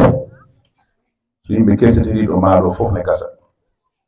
ka jiijam Cheikh Oumar ka maccungel Cheikh Oumar bangel Cheikh Oumar o yimɓe ɗum ɓurta ko welde kanko sa yimo bangel Cheikh Oumar maccungel Cheikh Oumar walla bangel Ceerno Bachir ndeno weltoto ɗum noon maccungel Cheikh Oumar bangel Ceerno Bachir Mountaga Daha min calmini min juurimama min ñaagima duwaw on ko kalɗen nane puɗɗen yewtude seeɗa hawre Ceerno ari alhamdulillahi rabbil alamina ko sadi dañama e nder dungori jaw ko yettere Allah mi haali ɗum nane haɗa Ceerno arde waade moɗo ko ɗum martaba min de somi dañino mi ɓama jum ko wara gallam alhamdulillah kono wonon jeeɗa Ceerno Mbodj min calminima min juurimama min ñaguimama duwaw ɓe waddo ɓe fof kadi min calminima en Abou An mon frère mi calminima Rasoul min calminima en mbayrodiri alhamdulillah mbimi mbeɗa haalano nane affaire Ousmane Foutiyou Deme hakkude no e Cheikh Oumar duuɓi ɗi Cheikh Oumar joguinoli e kanko duuɓi ɗo joguiɗi wona gotum Ousmane Foutiyou Deme faami kam o wona morom makko ɓiɗɗo kadi o haalni ɗum o ñuuñimo ɗum on kadi to faami kadi o wona morom mum kadi ɗon kadi famɗini Cheikh Oumar saabu jaaɗo ha Misra kam to won université Gandal ko ɗo won jaaɓe hattirki tanani université ko jaaɓe hattirki ɗon hankadi woni fin te université Misra yimɓe fof en gandi Gandal sa ari ha ɗon tan ko kat a deƴat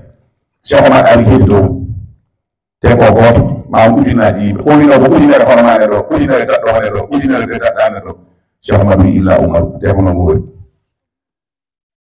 ɗon noon ɓe kaali kono ɓe mbimo oumar honoma ne wooti woni wawi wonde wawi wonde oyi kono hono nena woni ko ala neɗɗo so ɓuri ko wimo danima mi ɗaccani ɗum toon wurtaki ɗum e lawol mi tawa ɗum ɗo tewoɗere te nden sa wino woni ɓaleɓe sara nagawati hay kufe mi wawma hen tawde hay barfete mi wawma hen tawde hay birki mi wawma hen tawde woni tum feere oumar nemata aɗa mbugo wiwta ɓe ɗum aɗo warñata o fiikotaɗa o yembi ko nulaɗo allah sallallahu alih wa sallam wawa yeddede sabu no jibinade kay wurtakaade makko on so wiyama ñumi fiɗata ɗum kay hoore fon wa dalilaji laaɓi ko sole e tubakon wiye sole e on windi di noir sur blanc tubako anda kon mystère ɓe mbi en classe de CM2 pour éclaircir ɓe mbindi ko Cheikh Oumar Foutiyou il a disparu mystérieusement dans les failles de Bandiagara, précisément à Deguember, le 12 février 1864, avec ses 3 enfants Makima et Hadi. Donc, on dit que tout va venir mystérieusement, mystérieusement, dans des conditions les plus bizarres. Vous et bien, madame, vous êtes Cheikh Oumar Majib, et donc il faut tout va en mystère. En quelque chose de par là, la théâtre de Dieu. Donc, on a eu des habats. Tout va être mis dans un endroit. C'était témoin, quand même, masse encore. Sabi tawi Cheikh Oumar ko ande ɓe guittannoɓe kolla aduna kono ɓe o jaɓani kanko Oumar yummo ko jaɓani bammo ko jaɓani allah e nulaɗo ɗa jaɓani kanko Cheikh Oumar sone wi hare nde so muusi ha muusi Cheikh Oumar yeeso mum waylata ɓiɓɓe makko ɗo mbaɗama yeeso makko waylata ko wayni ko ɗo way o wi kanko sone o yiyani Cheikh Oumar ne warña o wiyani Cheikh Oumar ne yeeso mum waylo koye kulol o wiyani Cheikh Oumar ne waya wiyani Cheikh Oumar ne jara ha wiyani Cheikh Oumar ne wañe ono wadde ñambi ko nulaɗo Allah te Cheikh Oumar degal mako to Allah woni yagal mako ceerno yimɓe yewtama poften fuuti Cheikh Oumar heftotako woni ko gonga ko joguino ko annabaɓe tan ese ko ɓen joguino ɗen gueɗe sahabaɓe woni yagal mako il a dépassé les saints o daɗiɓe kono pucci dogata ɗum ko bammo ko duwanno ɗum sohna Adama Aïssa ndem yaani mam sohna Adama Aïssa ne yaare 9 mois e Cheikh Oumar Foutiyou lebbi jeenayi ƴeew lebbi jeenayi hade taw ko wi ko o resnimo debbo addi ngaari o tottimo teŋeɗe o hoɗoyi waani ɗum fof nene moƴƴi kono neɗɗo waɗa daña lebbi jeenayi leloɗa e nder suudu wode ko fitma e wuttuno ma way kono pende jahel ni walla yaari an a dillata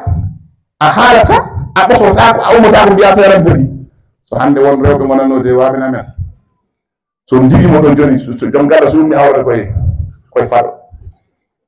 oui ɗum waɗi sohna Adama fortako o wi ceerno Seydou deg jaɓaki o fitta gongol e wuttuno makko mi muusi 9 mois lebbi jeenayi o sali ɗum waɗi kam wiide hono sohna Adama Aïssa haade wodara wajibi ɗo no wuwa fittimo une 3e fois o wi ceerno Seydou jaɓaki ha woni 7 fois te 7 woni chiffre Cheikh Oumar Foutiyou ayna baali 77 laaɓi jeɗɗi timmi ceerno Seydou antuma wimo laɓay ko sohna Adama holɗo ɗum woni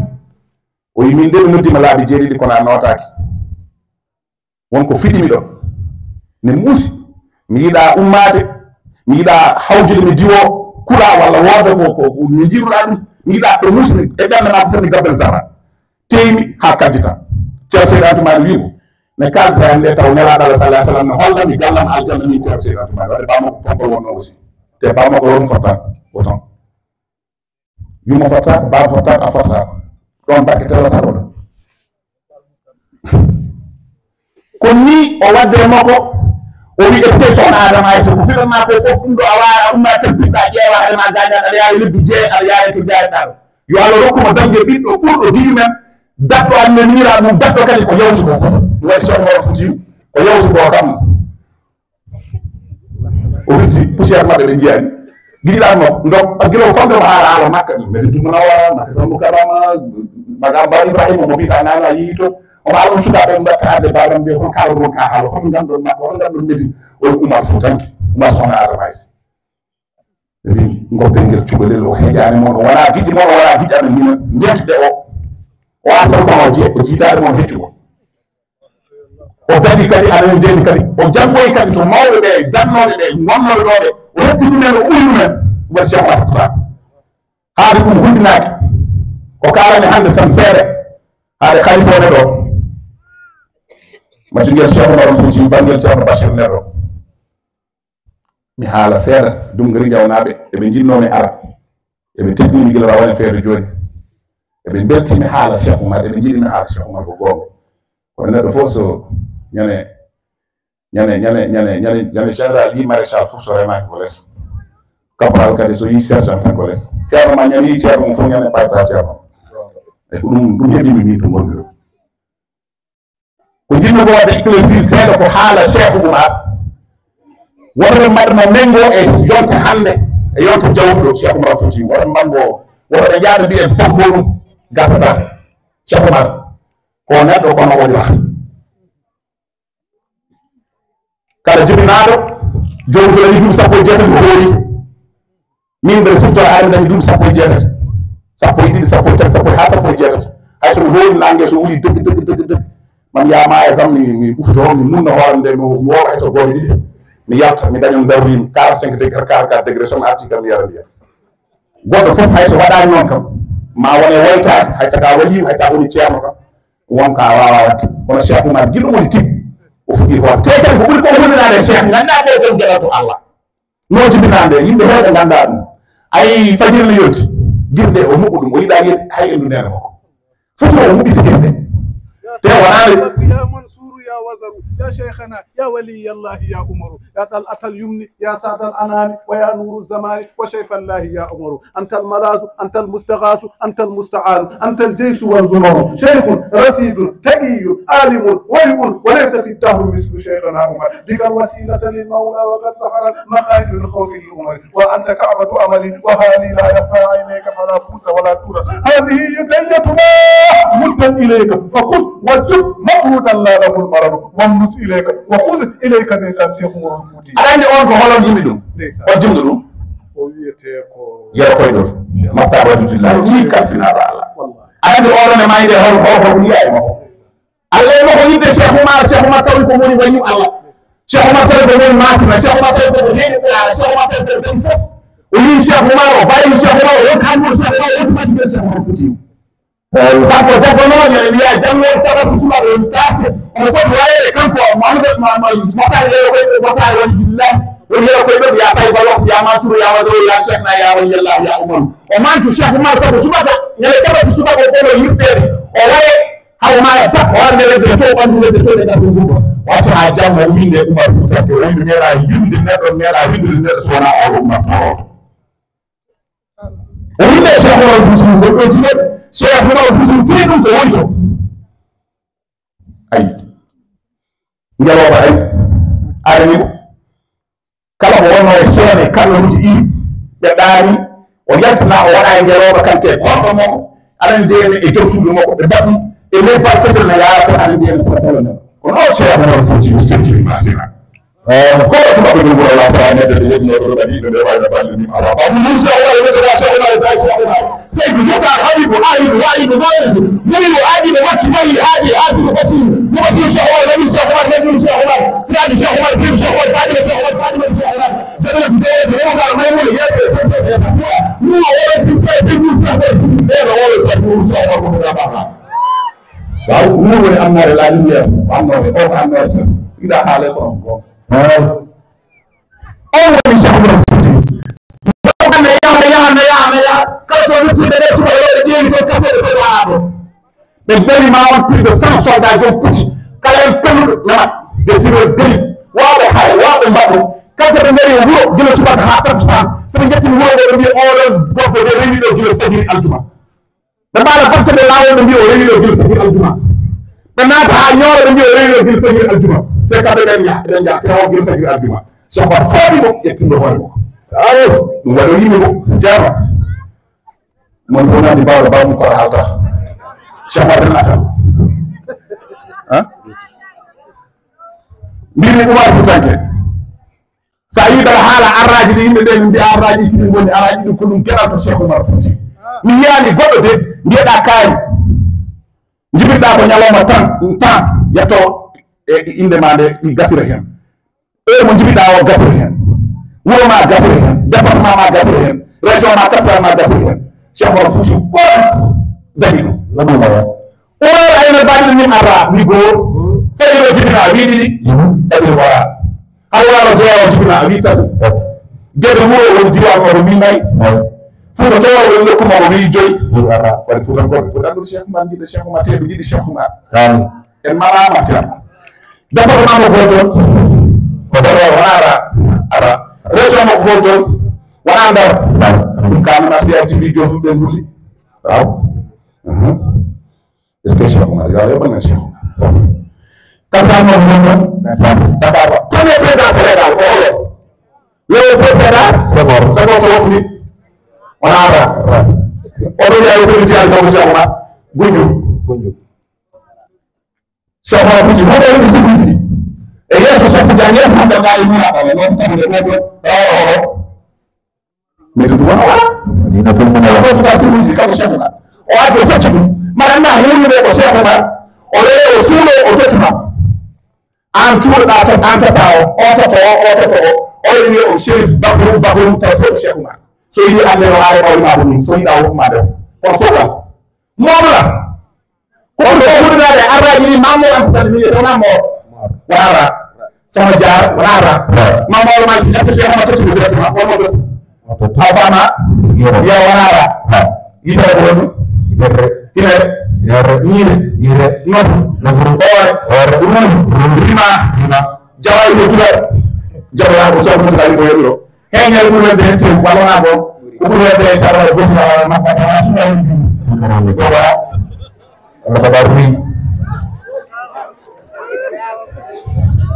le premier mois qui a ébahi toute l'Afrique, toute l'Europe, toute l'Amérique, tous les continents du monde, ah, tout le monde,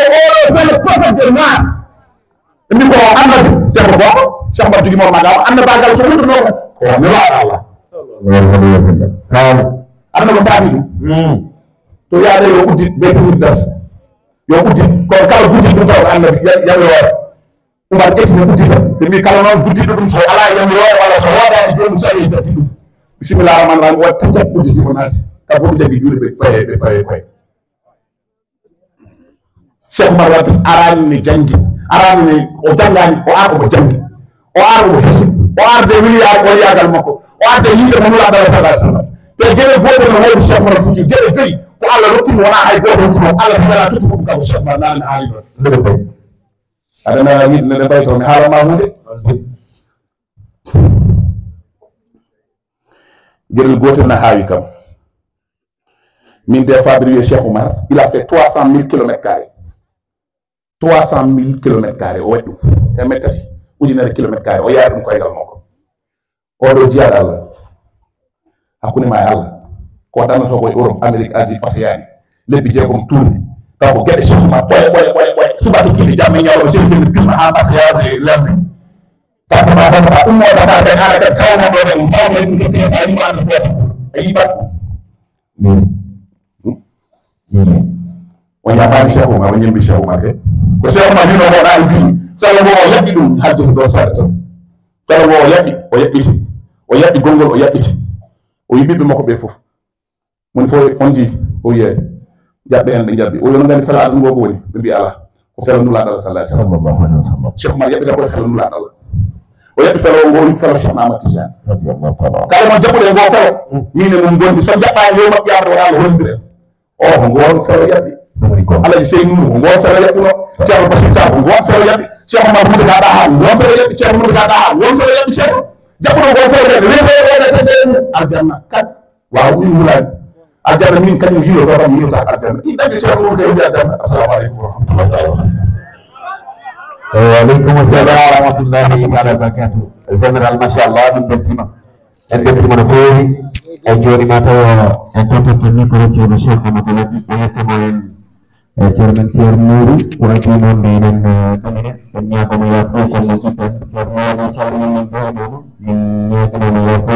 ɗum ɓe ɗono min jogi tan ñagoni ɗini ene ɓiɗi ñagadama ko addi tan domin kalma anamin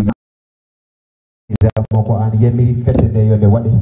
sababu ma kala ko daña ɗo ko an no wajiɓe fof kala ko daña e so liiɓu yari karaw yo yettu lawƴoɓe vraiment goto men so andi Cheikh Oumar